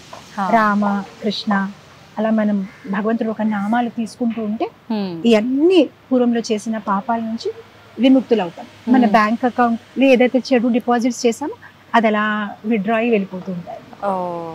అంటే మనం దాన్ని తగ్గించుకునే ప్రాసెస్ ఏదైతే ఉందో అది చేస్తూనే ఇప్పుడు మళ్ళీ కొత్తగా చేసేది కూడా అధర్మంగా చేయకుండా ఉండేటట్టు చూసుకుంటే మనకు అంతా కూడా బ్యాలెన్స్ అయిపోయి బాగుంటుంది. చాలా మంచి పాయింట్ చెప్పారు. అంటే ఒక కార్ డ్రైవ్ చేస్తే ఎక్సిలేటర్ మీద కాలు పెట్టాలి, బ్రేక్ నుంచి కాలు తీసేయాలి. అవును, రెండు పెట్టుకుంటే కారు ముందుకి వెళ్ళదు. అలానే ఓకే, మనం జపం చేస్తున్నాము, పూర్వంలో చేసిన పాపాల నుంచి విముక్తులయ్యాం. ఇప్పుడు కొత్త కర్మాలు ఏదైతే ఉన్నాయో అది చాలా జాగ్రత్తగా ఎంచుకుంటూ చేయాలి. మళ్ళీ అది కంటిన్యూ చేస్తారనుకోండి, ఆ సైకిల్ నుంచి ఇంకా తప్పదు. కొత్త కర్మాలు, మళ్ళీ దాని కొత్త ఫలితాలు. పాత కర్మాలు అన్ని పోయాయి, కానీ మళ్ళీ కొత్త కర్మాలు, అదొక కంటిన్యూస్ సైకిల్. సో ఇటు జపం చేయడము, ఇటు మంచి కర్మాలు, మంచి కాదు చెడు కాదు, ఆధ్యాత్మిక కర్మ. అంటే మీరు ఏదైతే చేస్తారో భగవంతుణ్ణి కేంద్రీకరించి చేస్తే దానికి ఎటువంటి కర్మ ఫలితం ఉండదు అని భగవద్గీత అంటారు. కర్మ అకర్మ వికర్మ. అకర్మ వికర్మ అంటే చెడు కర్మలు, కర్మాలు అంటే మంచి కర్మాలు. అకర్మాలు అంటే మీకు దాని చెడు ఫలితం రాదు, మంచి ఫలితం రాదు, మీ ఆధ్యాత్మిక ఫలితం వస్తుంది. సో మనం ప్రయత్నించవలసింది అదే అన్నమాట. ఏదైతే మనం దైనిక జీవితంలో చేస్తున్నామో భగవంతుని తలుచుకొని చేయండి. తింటే భగవంతుని తలుచుకోండి, మాట్లాడినప్పుడు గోవింద నామం చేసుకోండి, ఏదైనా మొదలు పెట్టినప్పుడు కృష్ణుని తలుచుకోండి. అలా భగవంతుని తలుచుకొని చేసింది అకర్మ. పూర్వం పెద్దవాళ్ళంతా కూడా ప్రతి కదలికలో వాళ్ళకి ఇష్ట దైవం ఎవరైతే ఉంటారో ఆయన నామాన్ని తలుచుకుంటూనే చేసేవారు. అది ఎటువంటి పనైనా సరే, పడుకొని లేస్తున్నా, కింద కూర్చొని లేస్తున్నా, ప్రతి పనిలో వాళ్ళు నామస్మరణ చేస్తూనే ఉంటారు. లైట్ ఆన్ చేసిన, ఏదైనా ఒక పుస్తకంలో రాసే ముందు గోవింద నామం రాయడం అయినా. అవును, so beautiful it is. Mataji, కర్మలు తప్పించుకోగలుగుతామా అని అంటే దానికి మంచి ఒక ఎగ్జాంపుల్ మీరు చెప్పడం జరిగింది. అంటే ఇది మనం అంతా కూడా తెలిసే చేస్తున్నాము, కానీ తెలియదు అన్న భ్రమలో ఉంటున్నాము. నిజంగానే మనకు తెలియకుండా కొన్ని కర్మలు చేస్తూ ఉంటాము. వాటి నుంచి తప్పించుకునే అవకాశం ఉందంటారా మాతాజీ? సో మనం తెలియకుండా చేసిన చాలా పాపాలు ఉంటాయి. ఫర్ ఎగ్జాంపుల్, ఇప్పుడు నేను మీతో మాట్లాడుతున్నాను, తెలియకుండా కూడా ఏదో లోపలికి వెళ్ళిపోతూ ఉంటాయి. మేము నడుస్తున్నాము, చీమల మీద కాలేస్తూ ఉంటాం, అలాంటి ఎన్నో తెలియకుండా పాపాలు చేస్తున్నాం. కానీ తెలిసి చేసినా తెలియకుండా చేసినా తన ఒక ఫలితం అయితే ఒకటే ఉంటుంది. కానీ ఎప్పుడైతే మనం భగవంతుడి తాలూకా నామ జపం చేస్తామో తర్వాత తెలియకుండా చేసిన పాపాల నుంచి చాలా ఈజీగా విముక్తులైపోతాం అనమాట. అందు గురించి కదా మేము హరే కృష్ణ మహామంత్ర జపం చేస్తుంటాం, ఇస్కాన్ డివోటీస్. మా దగ్గర ఒక మాల ఉంది. సో ఈ మాలలో ఆల్మోస్ట్ 108 పూసలు ఉంటాయన్నమాట. ఒక్కొక్క పూస మీద నేను 16 పేర్లు అనమాట. హరే కృష్ణ కృష్ణ కృష్ణ హరే హరే, హరే రామ రామ రామ హరే హరే. ఇది 16 సార్లు చేస్తాం. So 16 × 16 × 108 is equal to number of a time a person breathes in and out, a healthy person. ఒక ఆరోగ్యం కలిగిన మనిషి ఒక రోజు 24 hours లో ఎన్నిసారి శ్వాసలు తీసుకొని వదులుతారో ఈజ్ ఈక్వల్ టు 16 × 16 × 108. దాని అర్థం ఏంటంటే ఇలా జపం చేయడం వల్ల కనీసం నా ప్రతి శ్వాసంలో భగవంతుడు ఒక నామం ఉండడం వల్ల తెలియకుండా చేసిన పాపాల నుంచి మనం చాలా ఈజీగా విముక్తులవుతాం. సో ఏదైనా హరినామము చాలా పవిత్రం. ఎప్పుడైతే ఎవరైనా హరే కృష్ణ మహామంత్రాన్ని జపం చేస్తున్నారు, నామస్మరణ చేస్తున్నారు, అది మనని ప్యూరిఫై చేస్తూనే ఉంటుంది. ఏరియల్ సర్ఫ్ లాగా బట్టల్లో ఉన్న మరకలు వెళ్ళిపోతాయి. అలానే మనం ఎప్పుడైతే జపం చేస్తామో మన హృదయం పవిత్రం అవుతూ ఉంటుంది, పూర్వంలో చేసిన అన్ని అకౌంట్స్ క్లియర్ అయిపోతూ వెళ్ళిపోతాయి అన్నమాట. సో అందు గురించి ప్రతి ఒక్కరు ఈ కలియుగంలో చాలా సరళమైన మార్గం. మీరు చూస్తే సత్యుగంలో వాళ్ళందరూ తపస్య చేసేవారు, హిమాలయ పైన వెళ్ళి. ఇప్పుడు మనం చేయలేము. త్రేతాయుగంలో మీరు చూస్తే శ్రీరాములు వారు యాగం చేశారు, సీతామాతని ఒక బంగార బొమ్మ తయారు చేసి, ద్వాపర యుగంలో చేస్తే అందరూ అర్చన. కానీ మనకి ఇప్పుడు యాగంకి సమయం లేదు, తపస్సుకి సమయం లేదు. సో కలియుగంలో మానవుల కోసం భగవంతుడు చాలా సునాయాసమైన మార్గము, కేవలం హరేర్నామం. సో కలిసంత్ర ఉపనిషత్తులో అంటారు, హరేర్నామ హరేర్నామ హరేర్నామ ఏవహి కేవలం కలు నాస్తేవ గతిరన్యత. ఇంకా ఏమీ గతి లేదు ఈ కలియుగంలో. కేవలం భగవంతుడు ఒక నామం ఎవరైతే జపం చేస్తారో వాళ్ళు అన్ని పాపాల నుంచి విముక్తులవుతారు, వాళ్ళకి కృష్ణ భక్తి దొరుకుతుంది, అండ్ వాళ్ళు ఆనందంగా జీవించగలుగుతారు అనమాట. మాతాజీ, ఒక్క నామము మంత్రము ఇలా మనం చేయగలిగితేనే మనం అన్నిటి నుంచి విముక్తి పొందుతాము, మంచి గతి పొందుతాం అంటున్నారు. కానీ కొంతమందిని చూస్తూ ఉంటాము, ఎంతసేపు చెడు మార్గంలోనే వెళ్తుంటారు, అయినా చాలా ఆధ్యాత్మికంగా భగవంతుడికి దగ్గరగా ఉంటుంటారు. కొంతమంది చాలా మంచిగా ఉంటారు, మంచి పనులే చేస్తుంటారు, ఎంతసేపు భగవంతుడి సేవలో ఉంటుంటారు. ఒకవేళ భగవంతుడిని పట్టించుకోకపోయినా మనుషులకి సేవ చేయటము, దానం చేయటము, ఇలాంటి మంచి పనులు చేస్తూ ఉంటారు. అంటే ఇదంతా ఒక రకంగా వాళ్ళు మంచి పనులు చేస్తున్నట్టే అనుకుంటాము, అయినా కూడా వాళ్ళు ఇబ్బందులు పడుతూనే ఉంటారు. ఎందుకంటారు మాతాజీ? యాక్చువల్గా మనం ఏంటంటే భగవంతుడి తాలూకా ఒక రక్షణ తాలూకా నిర్వచనాన్ని చాలా నేరోగా చెప్తున్నాం. యాక్చువల్గా భగవంతుడు ఒక రక్షణ అనేక రకంగా ఉంటుంది. కేవలం మన శరీరాన్ని కాపాడమే కాదు, ఆయన మన మానసికంగా మన ఆత్మని కాపాడతారు, ఆయన మనకి జ్ఞానాన్ని ఇస్తారు, అన్ని రకాలుగా భగవంతుడు మనకి రక్షణని ఇస్తారు. మనం ఏమనుకుంటామంటే నా ఆరోగ్యాన్ని కాపాడలేదు అంటే భగవంతుడు నన్ను కాపాడలేదు, నా డబ్బులు సంపాదించలేకపోయానంటే భగవంతుడు నన్ను కాపాడలేదు. కానీ భగవంతుడు ఒక ప్రణాళిక వేరేగా ఉంటుంది. నేను మీకు ఒక కథ చెప్తాను. ఒక గుడిలోని బృందావనంలోనే ఒక ఉడ్చేవాడు ఉన్నాడు, అంటే టెంపుల్ అంతా శుభ్రం చేసేవాడు, స్వీపర్. తను చాలా మంచి భక్తుడు. సో తను ఒకసారి భగవంతుడితో మాట్లాడుతున్నాడు విగ్రహంతో. అయ్యా, మీరు రోజంతా ఇలా నిలబడతారు కదా, చూసి నాకు చాలా బాధ వేస్తుంది. నేనైతే ఊడ్చిన తర్వాత కనీసం సాయంత్రం నిద్రపోతాను, మీకు రెస్ట్ అనేది ఉండదు, అలా నిలబడి ఉంటారు. మీరేమనుకోకపోతే నేను మీకు ఏమైనా సాయం చేయవచ్చా? భగవంతుడు నువ్వెలా సాయం చేస్తా, నేను రోజంతా ఇక్కడ ఉండాలి కదా, భక్తులు వస్తారు ఏదో ఒకటి చెప్తుంటారంటే దాంట్లో ఏముంది, మీరు కొంతసేపు రెస్ట్ తీసుకుంటే నేను నిలబడతాను మీ ప్లేస్ లో అని. అప్పుడు భగవంతుడికి నవ్వొచ్చి, సరేలే నువ్వు నిలబడు, కానీ ఒక కండిషన్, ఏం మాట్లాడొద్దు, నువ్వు చుప్చాప్గా ఉండాలి అని అన్నాడు. మీరు కూడా ఏం మాట్లాడరు కదా, మీరు అలానే ఉంటారు కదా, దాంట్లో ఏంటి గొప్పది, అదే కదా నేను చేస్తానండి, మీరు వెళ్ళండి పడుకోండి అయితే భగవంతుడు. సరే అయితే, కానీ కండిషన్, నువ్వేం మాట్లాడను, మీరు వెళ్ళండి, నేను ఏం మాట్లాడను, అలానే ఉంటాను, అదే కదా, అలా కదా నిలబడాలి, దాంట్లో ఏంటి గొప్పది అని అన్నాడు. భగవంతుడు వెళ్ళిపోయారు. తిని ఇంకా భగవంతుడి ప్లేస్లో వచ్చేసాడు. అప్పుడు ఏం చేశారంటే అక్కడ ఒక ధనికుడు వచ్చాడు. వచ్చేసి తను డబ్బులు తీసేసి హుండీలో వేసేసి ఆ మనీ పర్స్ అక్కడ మర్చిపోయాడు. మర్చిపోయి తను వెళ్ళిపోయాడు. ఇంకొకతను వచ్చాడు, పేదవాడు. తను భగవంతుడికి అడుగుతున్నాడు అనమాట, ఇన్ని రోజుల నుంచి మిమ్మల్ని అడుగుతున్నాడు, తినడానికి ఏమీ లేదు, ఏదైనా దయ చూపించండి అని. అలా కళ్ళు మూసుకొని కళ్ళు తీసినప్పటికీ ఆ పర్స్ కనిపించింది. ఓ మేబీ ఇది భగవంతుడు ఒక అనుగ్రహం అని వెంటనే ఆ పర్స్ తీసుకుని వెళ్ళిపోయాడు. ఇంకొకతను వచ్చాడు, నావికుడు. ఈరోజు నా నౌక ప్రయాణం ఉంది, ఇంకా మళ్ళీ ఎప్పుడు వస్తానో 6 నెలల తర్వాత నన్ను కాపాడండి, మా కుటుంబంలో ఉన్న అందరినీ బాగా కాపాడండి అని ప్రార్థించి తను అలా వెళ్ళిపోతున్నాడు. ఆ లోపల ఏంటంటే ఆ ధనవంతుడు చూస్తే పర్స్ లేదని ఎవరో తీసుకున్నారని అనుకొని పోలీస్ స్టేషన్కి వెళ్ళాడు. తీసుకుని రండి మనం ఇచ్చేసుకుందాము, ఎవరు నా పర్స్ తీసుకున్నారంటే ఆ లోపల గుడిలో ఎవ్వరు లేరు, ఇతనే ఉన్నాడు, నావికుడు ప్రార్థిస్తున్నాడు. వెంటనే ధనవంతుడు ఏం చేశాడు, పోలీస్కి ఇతనే తీసుకుని ఉంటాడు, ఎవరు లేరు, తను చెక్ చేయండి. మొత్తం అంతా చెక్ చేశారు, పర్స్ లేదు. తను అంటున్నాడు, లేదు నేను ఒప్పుకొని, ఇతనే తీసుకొని ఉంటాడు. సో మొత్తం మీద ఏంటంటే ఈ పోలీస్ ఇంకా తన్ని అరెస్ట్ చేసి తీసుకెళ్ళిపోతాడు. ఇప్పుడు మన డూప్లికేట్ భగవంతుడు ఏదైతే ఉన్నాడో తను అన్ని చూస్తున్నాడు, కానీ చెప్దామంటే భగవంతుడు అన్నారు కదా ఏం మాట్లాడొద్దు. చివరికి ఇంకా ఊరుకోలేక ఆగండి తను ఏం చేయలేదు, తను ఏం తీసుకోలేదు, ఆ పేదవాడు ఎవరైతే ఆ టెంపుల్ బయట గుడిసెలో ఉంటున్నాడు తనే తీసుకున్నారని చెప్పేశాడు. చెప్పేస్తే తిని వదిలేసి తను అరెస్ట్ చేశారు. ఇంకంతా అయిపోయింది. రాత్రి భగవంతుడు వచ్చాడు. వచ్చినప్పటికీ ఎలా గడిపింది ఈ రోజు అంటే చాలా బాగుంది, అసలు నేను చాలా హెల్ప్ చేశాను, చాలా మందికి న్యాయం చేశాను, నేను నీకు చెప్పాను కదా అసలు నువ్వు మాట్లాడొద్దంటే, అరే మీరు వినండి ఫస్ట్ నేను ఏం చేశాను, ఎంత గొప్ప పని చేశాను, మొత్తం స్టోరీ చెప్పాను. అప్పుడు భగవంతుడు ఇలా తల పట్టుకుని కూర్చుని, ఏ మంచిగానే చేశాను కదండి. అయ్యో బాబు నీకు నా ప్రణాళిక తెలియదు. ఆ ధనవంతుడికి ఈరోజు రాత్రి హార్ట్ అటాక్ వస్తుంది, తను ఇప్పటి వరకు ఏ మంచి కార్యం చెయ్యలేదు, కావాలని తనకి ఎలా తను మర్చిపోయాడు కదా, అజ్ఞాత సుకృతి. ఆ పేదవాడు తన డబ్బులు తీసుకుని వెళ్ళిపోయి వాడితే తనకి ఒక సుకృతి వస్తుంది, తనకు ఒక మంచి కర్మ వస్తుందని ఏర్పాటు చేశాను.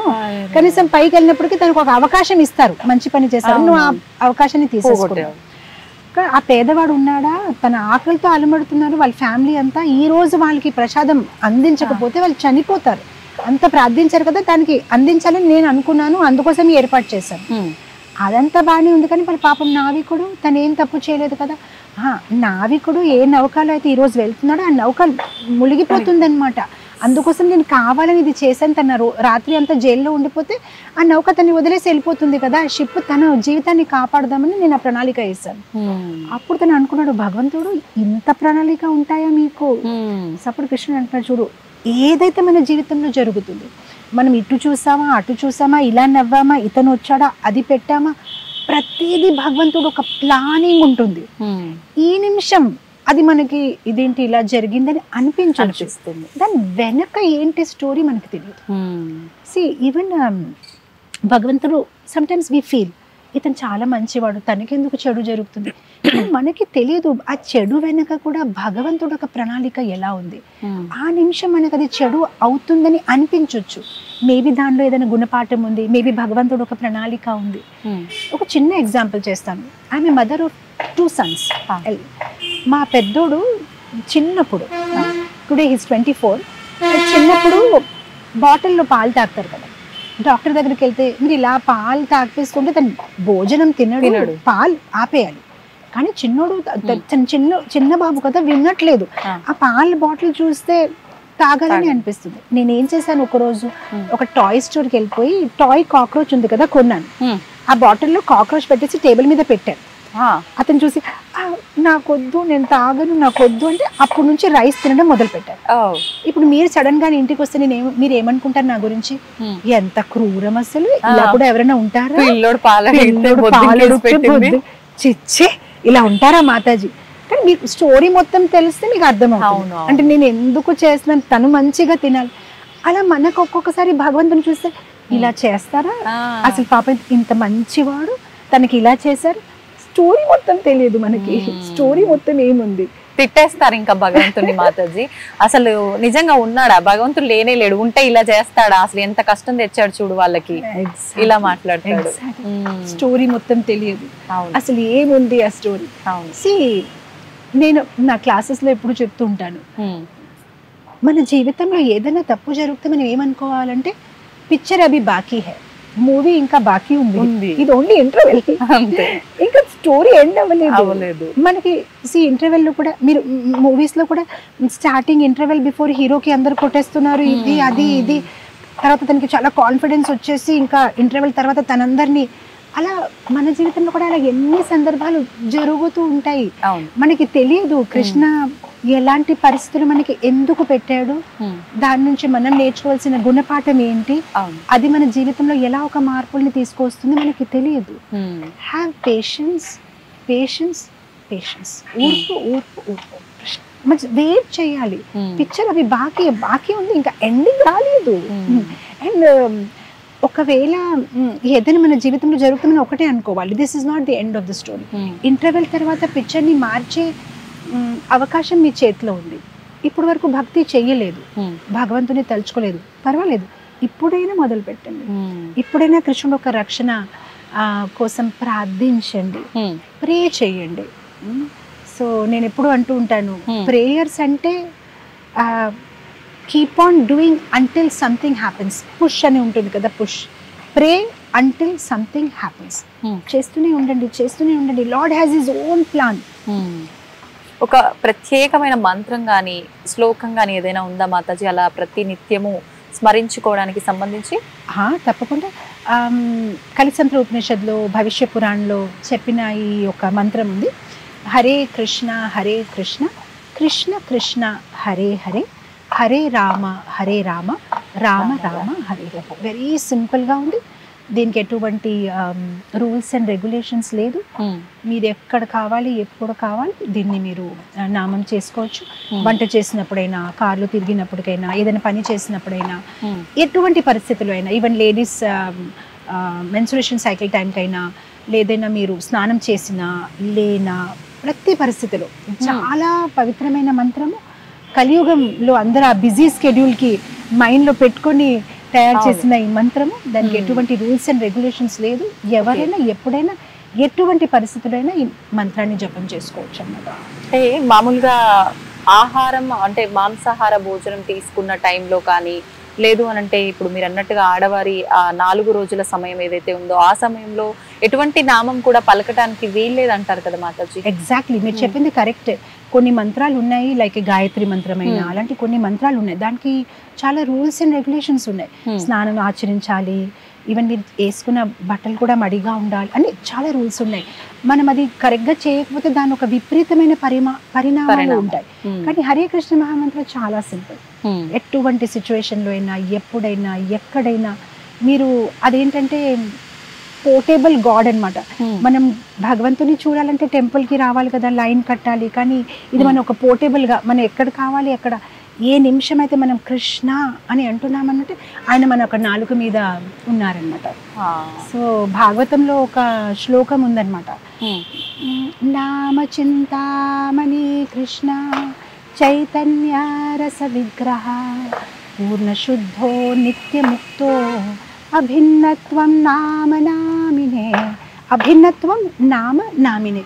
భగవంతుడు ఒక నామానికి భగవంతుడికి ఎటువంటి తేడా లేదు.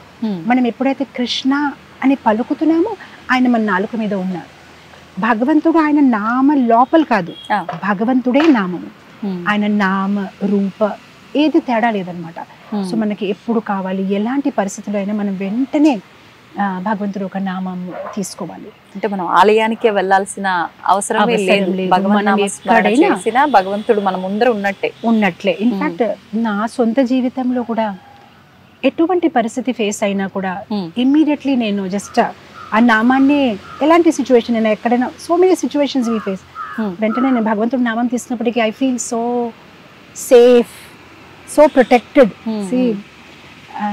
చాలా మంది అడుగుతుంటారు how you are able to feel so safe. నేను ఒకటే అంటాను, భగవద్గీతలో ఒక శ్లోకం ఉంది, భోక్తారాం యజ్ఞతపసాం సర్వలోక మహేశ్వరం సుహృద సర్వభూతానం. సో నేను అంటాను, ఈ ప్రపంచంలో ఎవరైతే అందరికైనా మోస్ట్ పవర్ఫుల్ పర్సన్, తను నన్ను ప్రేమిస్తున్నాడు, అండ్ ప్రేమించడమే కాదు, సర్వభూతానం, తన అందరి హృదయంలో ఉన్నాడు. అండ్ తనకి ఎల్లప్పుడూ నా ఒక రక్షణ గురించి ఆలోచించే తప్ప ఇంకేం పని కూడా లేదు.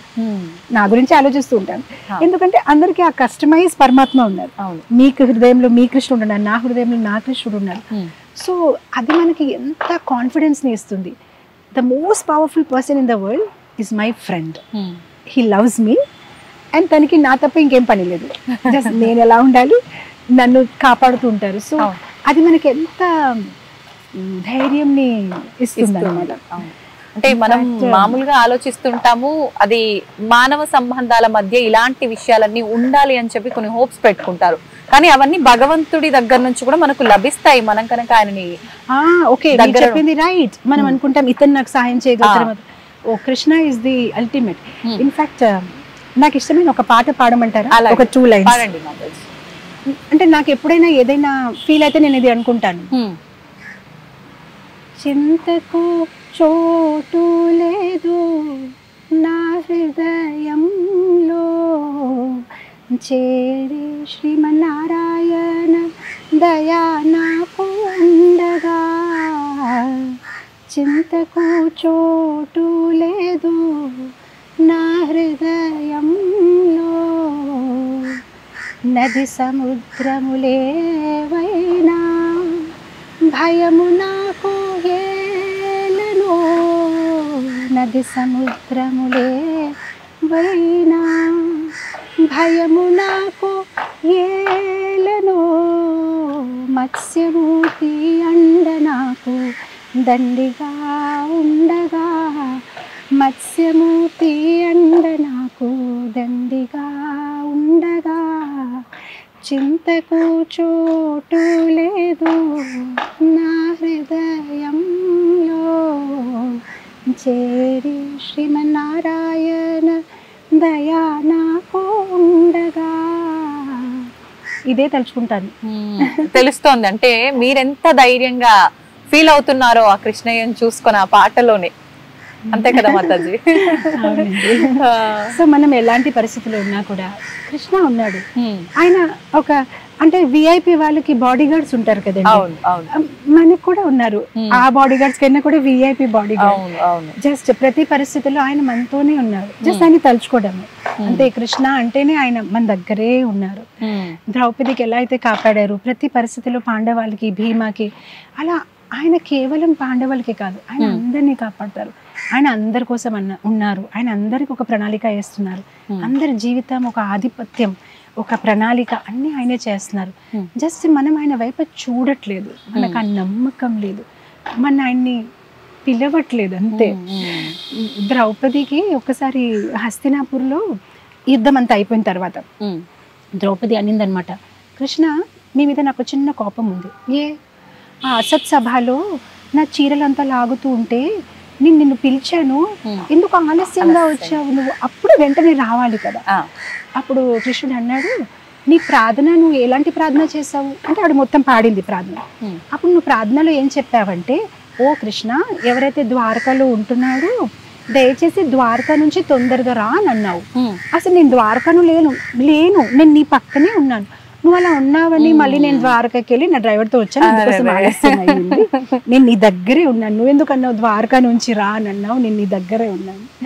సో ఆ ద్రౌపది పాడిన ఆ ప్రార్థన ఉంది కదా, అసత్ సభలో ఎప్పుడైతే చీర లాగుతున్నారో అక్కడ ఆవిడ అంటుంది, ద్వారకాధీశ్ అనమాట, అదే ఆవిడ అంటుంది, శంఖ చక్ర గదా పాణి ద్వారికా నిలయచ్యుతా గోవిందా పుండరీకాక్ష రక్షమాం శరణాగతి.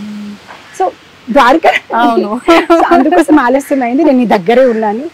సో కృష్ణ మన దగ్గరే ఉన్నాడు, జస్ట్ మీరు పిలవండి. అతను వెయిట్ చేస్తున్నారు. జస్ట్ లైక్ తల్లిదండ్రులు ఒక్కసారి పిల్లలు ఆడుతూ ఉంటే పడుతుంది అమ్మ అంటే అమ్మ వచ్చేస్తుంది, కనీసం పిలవండి. మనకి పిలవడానికి నమ్మకం లేదు, బద్ధకం ఉంది. పిలిస్తే చాలు, ఆయన రెడీగా ఉన్నారు అందరినీ సాయం చేయడానికి.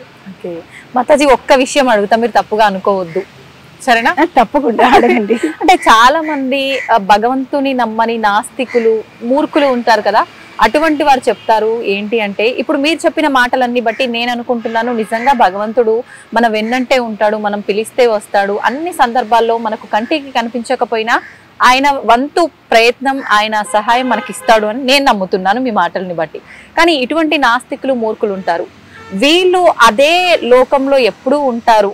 కృష్ణుడు కృష్ణుడు కృష్ణుడు అంటే ఒక కృష్ణుడు అనే కాదు, ఏ భగవంతుని ఎవరు నమ్ముతారో వాళ్ళ విధానంలో వాళ్ళు ఆ లోకంలో ఎప్పుడు ఉంటారు. కాబట్టి వాళ్ళు అలా ఫీల్ అవుతుంటారు, ఎవరు చేసుకున్న కర్మను బట్టదే, అంతేగాని అదంతా ఏం ఉండదు, అది ఒక లోకం అంతే, ఇలా మాట్లాడేస్తారు. అటువంటి వాళ్ళకి ఏం చెప్తారు మాతాజీ? యాక్చువల్గా మాతాజీ సో మెనీ ఎన్ని నిజమైన ఘటనలు ఉన్నాయి. ఎక్కడైతే మీరు ఇన్ఫ్యాక్ట్ నేను ఒక పుస్తకం రాస్తున్నాను, త్వరలోనే అది రిలీజ్ అవుతుంది. మిరాకిల్స్, భగవంతుడు చేసిన మిరాకిల్స్ ఏమంటారు దాన్ని తెలుగులో, చమత్కారాలు. ఏదైతే ఆ పూర్వంలో సత్యుగ ద్వాపర త్రేత కాదు, ఇప్పుడు కలియుగంలో స్వయంగా భక్తులు అనుభవించిన ఆ చమత్కారాలు, ఆ మిరాకిల్స్ గురించి నేను ఒక పుస్తకం రాస్తున్నాను. సో ఎలా విగ్రహాలు ఎలా భక్తులతో ప్రతిస్పందిస్తున్నారు, దాని రుజువులతోని నేను దాన్ని త్వరలోనే రిలీజ్ చేస్తున్నాను. దానిలో నేను 64 కథలు రాశానమాట. సో నేను ఒక్క సింపుల్ కథ చెప్తాను, అలా చాలా ఉన్నాయి స్టోరీస్, మరొకసారి మీతో నేను మాట్లాడతాను. కానీ నిజమైన ఘటన, బృందావన్లో ఒక లేడీ ఉంది, ఆవిడకి చిన్న లడ్డు గోపాలు ఉన్నారు. ఆవిడకి లడ్డు గోపాలు అంటే చాలా ప్రేమ. జస్ట్ మనం పిల్లల్లాగానే డ్రెస్ చేస్తూ, స్నానం చేస్తూ, తినిపిస్తూ, ఇది అది, చలికాలంలో స్వెటర్ వేస్తూ చాలా ప్రేమగా. మెల్లమెల్లగా ఆవిడ వృద్ధాప్యతని చేరింది. ఇంకా ఆవిడ ఇంకా చెయ్యలేక కోడలికి అప్పచెప్పింది, డాటర్ ఇన్ లాకి, ఇంకా నువ్వు చేసుకో అని. కొన్నాళ్ళకి ఏంటంటే ఆవిడ ఎలాంటి డిజీజ్ కి గురి అయ్యిందంటే బెడ్ నుంచి కూడా ఆవిడ లేలేకపోతుంది. ఇక్కడ వాళ్ళ ఇంట్లో ఉన్న టెంపుల్ రూమ్ లోనే ఈ కోడలన్నీ చేస్తూ ఉంటుంది. ఒకసారి ఏంటంటే అభిషేకం చేసినప్పుడు మనం పాలు, పెరుగు, హనీ అన్ని చేస్తాం కదా, చెయ్యి జారి లడ్డు గోపాలు కిందకి పడిపోయాయి. ఎవరు చూడలేదని ఆవిడ వెంటనే సర్దేసి పెట్టేసింది. ఇక్కడ ఆ రిలేషన్షిప్ చూడండి, ఈవిడ పక్క గదిలో ఉంది, ఆవిడకి ఏదో ఫీలింగ్ అయింది. ఫీలింగ్ అయ్యి ఆవిడ లడ్డు గోపాల్ బాగానే ఉన్నారని అడుగుతుంది కొడుకు. బాగానే ఉన్నారు అత్తగారు, అంతా బాగానే ఉందంటే మెల్లమెల్లగా రోజు రోజుకి ఆవిడ భోజనం కూడా మానేసింది. నాకు ఎందుకో బాధగా ఉంది, ఎందుకో బాధ. తను బాగానే ఉన్నారు, బాగానే ఉన్నారు అత్తగారని. మొత్తం మీద ఆల్మోస్ట్ 10 days ఇవిడ కంప్లీట్ గా భోజనం మానేసింది. ఇప్పుడు ఇవిడికి గిల్టీ ఫీల్ అయిపోయింది, నిజమైన ఘటన. గిల్టీ ఫీల్ అయిపోయి నిజం చెప్పింది. అసలు మొన్న ఇలా అభిషేకం చేసినప్పటికీ చేయి జారింది, కిందకి పడిపోయారు గోపాల్ అని. అందుకోసం నాకు ఆ ఫీలింగ్ వస్తుంది. అయితే డాక్టర్కి చూపించావా? ఏంటి డాక్టర్కి చూపించాలి కదా, మళ్ళీ నీ కొడుకు పడిపోతే డాక్టర్ చూపించావా? ఇప్పుడు ఈ ముస్లాంకి ఏం చెప్పాలంటే సరే చూపిస్తానంటే చూపించరు కదా, తీసుకురా డాక్టర్ని ఎలా తీసుకొస్తారని పోనీ వెళ్ళారు. వెళ్తే ఆ డాక్టర్ కూడా ఇలానే చూస్తున్నారు. మళ్ళీ బుద్ధుందా, నాకు ఇంతమంది పేషెంట్స్ ఉంటే ఇలాంటి ఏంటి హాస్యపదంగా ఉందని నాకు టైం వేస్ట్ చేస్తున్నారు, వెళ్ళిపోండి అని. ఏ డాక్టర్ దగ్గర వాళ్ళు ఎవరు రారు. మొత్తం మీద ఈవిడ తినడం మానేసింది, రోజు రోజుకి ఆరోగ్యం పాడవుతుంది. మొత్తం మీద బతమాలి ఒక డాక్టర్ని తీసుకొచ్చారు. రండి మా మదర్ అసలు తినట్లేదు, ప్లీజ్ ఒక్క 2 నిమిషాలు వచ్చి బాగున్నారని చెప్పేసి వెళ్ళిపోండి. సరే అని అతను వచ్చాడు. వచ్చి ఇప్పుడు ఈ ఓల్డ్ ఉమెన్ అలా పడుకొని ఉంటే లడ్డు గోపాల్ని చూసి బాగానే ఉన్నాడండి. ఆవిడ అడిగింది, మీరు డాక్టరేనండి అంటే, అలా అడుగుతున్నారంటే, అంటే డాక్టర్ అంటే ఏదో ఒకటి అలా వేసుకుంటారు కదా, ఇలా వేసుకుని ఇలా మీరేం చెయ్యలేదు, మీకు ఎలా తెలిసింది లడ్డు గోపాల్ బాగానే ఉన్నాడని? ఓహో అని ఇతను అనుకున్నాడు, ఈవిడేంటో అని తీసాడు. స్టెథోస్కోప్ తీసేసి ఇలా పెట్టి చూస్తున్నాడు. ఎప్పుడైతే ఇలా పెట్టాడు తనకి ఏం శబ్దం వినిపించింది? లడ్డు గోపాల్ గుండె కొట్టే శబ్దం వినిపించింది. టక్ టక్ టక్ హార్ట్ బీట్స్ అనమాట. తను అక్కడికి ఇంకా షివరింగ్ అయిపోయి పడిపోయాడు అనమాట. కళ్ళ నుంచి నీళ్ళనమాట. అసలు నిజంగానే లడ్డు గోపాల్ ఉన్నారు, మీ సేవని స్వీకరిస్తున్నారు, నన్ను క్షమించండి, అసలు నేనేదో ఇదేంటి అని అనుకున్నానని అతను మంచి భక్తుడిగా తయారైపోయాడు. ఈ రోజు ఇస్కాన్లో ఉన్నారు, రోజు 16 మాల జపం చేస్తున్నారు. ఆ ఒక ఇన్సిడెంట్ తన జీవితాన్ని మార్చేసింది అనమాట. అంటే ఎస్, కృష్ణ ఇస్ దేర్. మూర్తి పూజ కాదు, సాక్షాత్ వ్రజేంద్ర నందన భగవాన్ ఉన్నారు మూర్తిలో. ఇలాంటి 64 కథలు నేను రాశాను, నిజమైన ఘటనలు. మీరు ఆ టెంపుల్స్కి వెళ్ళొచ్చు, ఆ భక్తులతో మాట్లాడవచ్చు, అండ్ వాళ్ళు మీకు ఆ రుజువు ఇస్తారనమాట. సో త్వరలోనే అది రిలీజ్ అవుతుంది. సో ఎస్, నాస్తికులకి ఇది ఒక ఛాలెంజ్. అవును, రండి అనుభవించండి. ఊరికే దేవుడు లేదు లేదు అని చూడడం, కూర్చొని చెప్పడం కాదు. Come on, come and experience it. మాల పట్టుకోండి, జపం చెయ్యండి, టెంపుల్ కి రండి. ఊరికే ఎక్కడో కూర్చొని ఛాలెంజ్ చేస్తే ఏమవ్వదు. ఈ ఒక మార్గాన్ని అనుసరించి ఫాలో చేసి ట్రై ఇట్. ఆ తర్వాత పని అవ్వకపోతే అప్పుడు చెప్పండి. టచ్ చేయకుండా నేను స్వీట్ మూలో అంటే నోరులో వేసుకోకుండానే తీపిగా ఉండదు అంటే ఎలా చెయ్యండి, తీసుకోండి, తర్వాత ఇష్టం అవ్వకపోతే చెప్పండి. సో మాతాజీ, ఇప్పుడు జపమాల అన్నారు, మామూలుగా అది మెడలో ధరించకూడదా జపం చేసే మాలని? అంటే ఎవరిని చూసినా మేము నిన్న ఆశ్రమం వచ్చిన దగ్గర నుంచి, ఇస్కాన్కి వచ్చిన దగ్గర నుంచి ఒక బ్యాగ్ మీలాగే బ్యాగ్ పెట్టి దాంట్లో మాల పెట్టడం అనేది చూసాము. ఎందుకని మాతాజీ అలా? యాక్చువల్ గా ఇక్కడ మేము తులసి ధరిస్తున్నాము, కాకపోతే చిన్న పూసులు ఇది. అండ్ ఏదైతే మేము జపం చేస్తున్నామో అది పెద్ద పూసులు. సో ఇక్కడ జపం చేయడానికి ఈజీగా ఉంటుంది. తర్వాత ఈ వేళ మేము వాడము అనమాట, ఎందుకంటే ఈ వేళ మనం ఒక్కొక్కసారి ఎవరికో చూపిస్తూ ఉంటాము, ఎక్కడికో వేస్తూ ఉంటాము.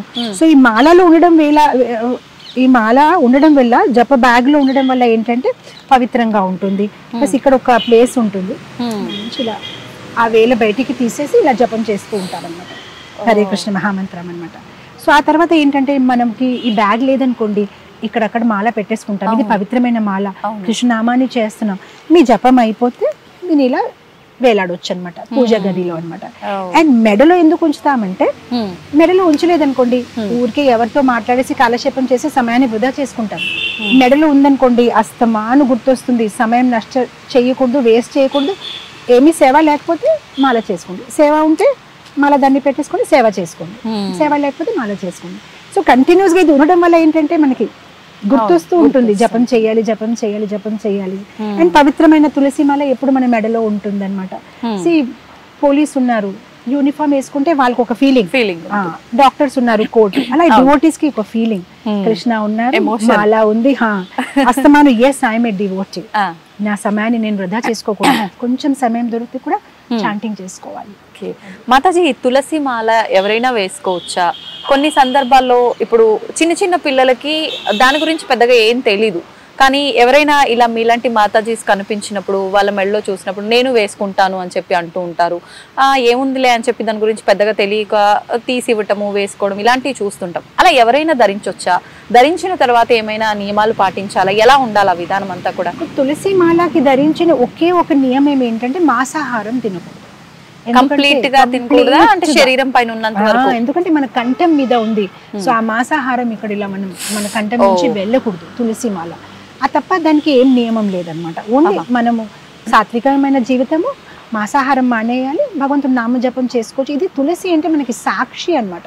మనం ఏదైతే రోజంతా చేస్తున్నామో అది సాక్షి ఇస్తుంది అనమాట. సో ఇది పవిత్రమైన మాల ఇది పవిత్రంగా ఉంటుంది, కానీ భగవంతుడికి చాలా ప్రియంగా ఉంటుంది కనుక మనము మాంసాహారం ఒకటే మానేయాలి. మామూలుగా మనం ఇలా జీవితం బ్రతుకుతున్నాం, మనం అలానే ఉండొచ్చు, కాకపోతే మాంసాహారం మాత్రం కంప్లీట్ గా మానేయాలి. కానీ సాధారణంగా తులసి ధరించిన వాళ్ళు ఎలా ఉంటారంటే కృష్ణుని ప్రేమించేవారు, కృష్ణ భక్తులు. కృష్ణుని తులసి అంటే చాలా ప్రియం కనుక తులసిని ధరిస్తారు. అండ్ ఒక గుర్తింపు. ఇలా అయితే ప్రభుపాదుల వారు అనేవారు, కుక్కకి బెల్ట్ ఉంటే మున్సిపాలిటీ వాళ్ళు తీసుకెళ్లరు, ఇతనికి ఒక ఎవరు ఉన్నారు, మాస్టర్ ఉన్నారు అని తన్ని స్ట్రీట్ డాగ్ ని తీసుకెళ్ళిపోరు. అలానే మేము కూడా కృష్ణ తాలూకా కుక్కలు, మాకు ఏదైనా అయినా కూడా ఈ యమరాజు శరీరం ముట్టుకోద్దు, ఇది కృష్ణ డివోటీ అంటే అప్పుడు మేము చేసిన తప్పులు ఏదైనా కృష్ణుడే శిక్షిస్తారు. ఎలా అయితే సివిల్ కోర్టు ఉంటుంది, క్రిమినల్ కోర్టు ఉంటుంది, క్రిమినల్ కేసెస్ సివిల్ కోర్టుకి వెళ్ళదు. అలానే కృష్ణ భక్తులు కూడా తప్పులు చేయొచ్చు కదా. అందరు నేర్చుకుంటున్నారు, సాధకులు ఏదో కొన్ని తప్పులు ఉంటాయి, కానీ శిక్షణ అనేది యమరాజు గారు, కృష్ణుడే శిక్షిస్తారు. సో ఇదంతా అదనమాట, ఒక గుర్తింపు, మే కృష్ణకి చెందిన వాళ్ళు అని. చేతికి కూడా ధరించొచ్చా మాతాజీ తులసి మాల? కంఠానికి ధరిస్తారు, కాకపోతే శాస్త్ర ప్రకారం కంఠం మీదే ఉండాలి. తులసి అనేది కంఠం మీద ఉంటే మంచిది. కాకపోతే ఈ మధ్యనే చాలా మంది చేతులకి తులసి తాలూకా ఇది కూడా వేసుకుంటారు. తులసి మన శరీరానికి ఆనుకొని ఉండాలి, టచ్ చేసి ఉంటే చాలా మంచిది అన్నమాట. సో ఇలా కూడా వేసుకోవచ్చు. ఇప్పుడు ఆడవారు ధరించినప్పుడు ప్రత్యేకించి ఆ 4 రోజుల సమయంలో తీయాల్సి ఉంటుందా మాతాజీ? తీయకూడదు. అది మన పార్ట్ ఆఫ్ అవర్ బాడీ అన్నమాట, ఎప్పుడు తీయకూడదు. ఎందుకంటే మనకు తెలియదు ఏ సమయంలో మనకి ఏదైనా అయిపోవచ్చు. ఇన్ఫాక్ట్ కృష్ణ భక్తులు మేమంటే ఇది ఒకవేళ బ్రేక్ అయింది అనుకోండి, అది అలానే ఉంచేసి కొత్త కంటి తీసుకొని అది వేసిన తర్వాత ఈ పాతదే తీస్తాం. అంటే ఆ ఒక్క క్షణం కోసం కూడా తులసి లేకుండా ఉండాలని లేదు. ఎందుకంటే ఆ క్షణంలో మృత్యు వచ్చేస్తే ఇది మాత్రం ఒక పెద్ద పాస్పోర్ట్, వెళ్ళడానికి ఇంకెక్కడ తీసుకుని వెళ్ళిపోరు వేరే గ్రహానికి. ఇది మేము కృష్ణుడికి చెందిన వాళ్ళు. మాతాజీ, మీరు ఇందాక చెప్పిన ఒక ఉదాహరణ ఉంది కదా, ఆ పెద్దావిడ లడ్డు గోపాలుడి విషయంలో, నాకు ఒకటి డౌట్ అడగాలనిపిస్తోంది. ఇది క్రాస్ క్వశ్చన్ అనుకోకపోతే, ఇప్పుడు మనం అంటే రక్త మాంసాలతో కూడి ఉన్న శరీరం, భగవంతుడి దివ్య దేహం అంటారు కదా, మరి భగవంతుడికి కూడా హృదయము ఇలా ఉంటుందంటారా? భగవంతుడు ఒక శరీరం సచ్చిదానంద విగ్రహ. ఆయనకి మనలాగా బ్లడ్, పస్సు, స్టూలు, యూరిన్ అలాంటి ఏమీ ఉండదు. కానీ ఒక్కొక్కసారి భగవంతుడికి మానవ రూపంలో రావడము, లేదంటే ఒక్కొక్కసారి ఆ ఒక ఫీలింగ్స్ మనకు ఆప్యాయత కోసం మనకి దగ్గర రావడానికి ఆయన అలాంటి మేనిఫెస్టేషన్ చేస్తూ ఉంటారు. ఫర్ ఎగ్జాంపుల్, ఒక్కొక్కసారి పిల్లలు నాన్నకి ముద్దు పెడతారంటే ఎలా పెట్టగలుగుతారు? పిల్లలు చిన్నవాళ్ళు, నాన్న ఎత్తుగా ఉన్నారు, అప్పుడు నాన్న ఏం చేస్తారంటే వంగతో ఇప్పుడు ముద్దు పెట్టగలుగుతారు. అలానే కృష్ణుడు కూడా ఆయన పరతత్వం, ఆయన్ని మనం ఏం చెందలేము, కానీ ఒక్కొక్కసారి మన దగ్గర సేవని తీసుకోవడానికి ఆయన వంగుతారు. ఆ ఒక రూపంలో వచ్చి గుండ, హ్యాండ్, లెగ్స్ అన్ని ఆ ఒక ఇమోషన్స్ స్వీకరిస్తారు. అప్పుడు కదా మనం చూస్తాము, శిశుపాల్ని చంపినప్పటికీ ఆ రక్తం వచ్చేస్తే ద్రౌపది వెళ్ళి సారీతో కట్టడు. అసలు భగవంతుడికి ఏమొస్తుంది, బ్లడ్ రావడం, అలాంటివి అన్ని చూపిస్తారు. సో దాట్ మనం ఆయనతోనే ఒక లవ్ రెసిప్రొకేషన్ చేసుకోవచ్చు. మనలాగా ఉంటేనే కదా మనం మాట్లాడవచ్చు, ప్రేమించవచ్చు, కౌగలించవచ్చు. సో మన కోసం ఆయన ఒక లెవెల్ అనుభూతిని కలిగించడానికి, ఆ రిలేషన్షిప్ కోసము ఆయన అలా వస్తారు తప్ప ఆయనకి అదంతా ఏమీ అవసరము లేదు. చాలా సంతోషం మాతాజీ, ఎన్నో మంచి మంచి విషయాలు మాతో మీరు పంచుకున్నారు. నిజంగా కృష్ణుడు అంటేనే ఒక మాయ. ఆయనకు సంబంధించిన విషయాలు ఎంతసేపు మాట్లాడుకున్నా ఇలా సాగిపోతూనే ఉంటుంది, కానీ మనకు సమయం ఎక్కువైపోతుంది. మరొక మంచి ఎపిసోడ్లో మరిన్ని మంచి విషయాలు మీతో మాట్లాడాలని నేను ఆశిస్తున్నాను మాతాజీ. ఇప్పటి వరకు ఈ మంచి విషయాలన్నీ మా అందరికీ తెలియజేసినందుకు ధన్యవాదాలు. హరే హరే కృష్ణ. కృష్ణ హరే మాతాజీ. కృష్ణ.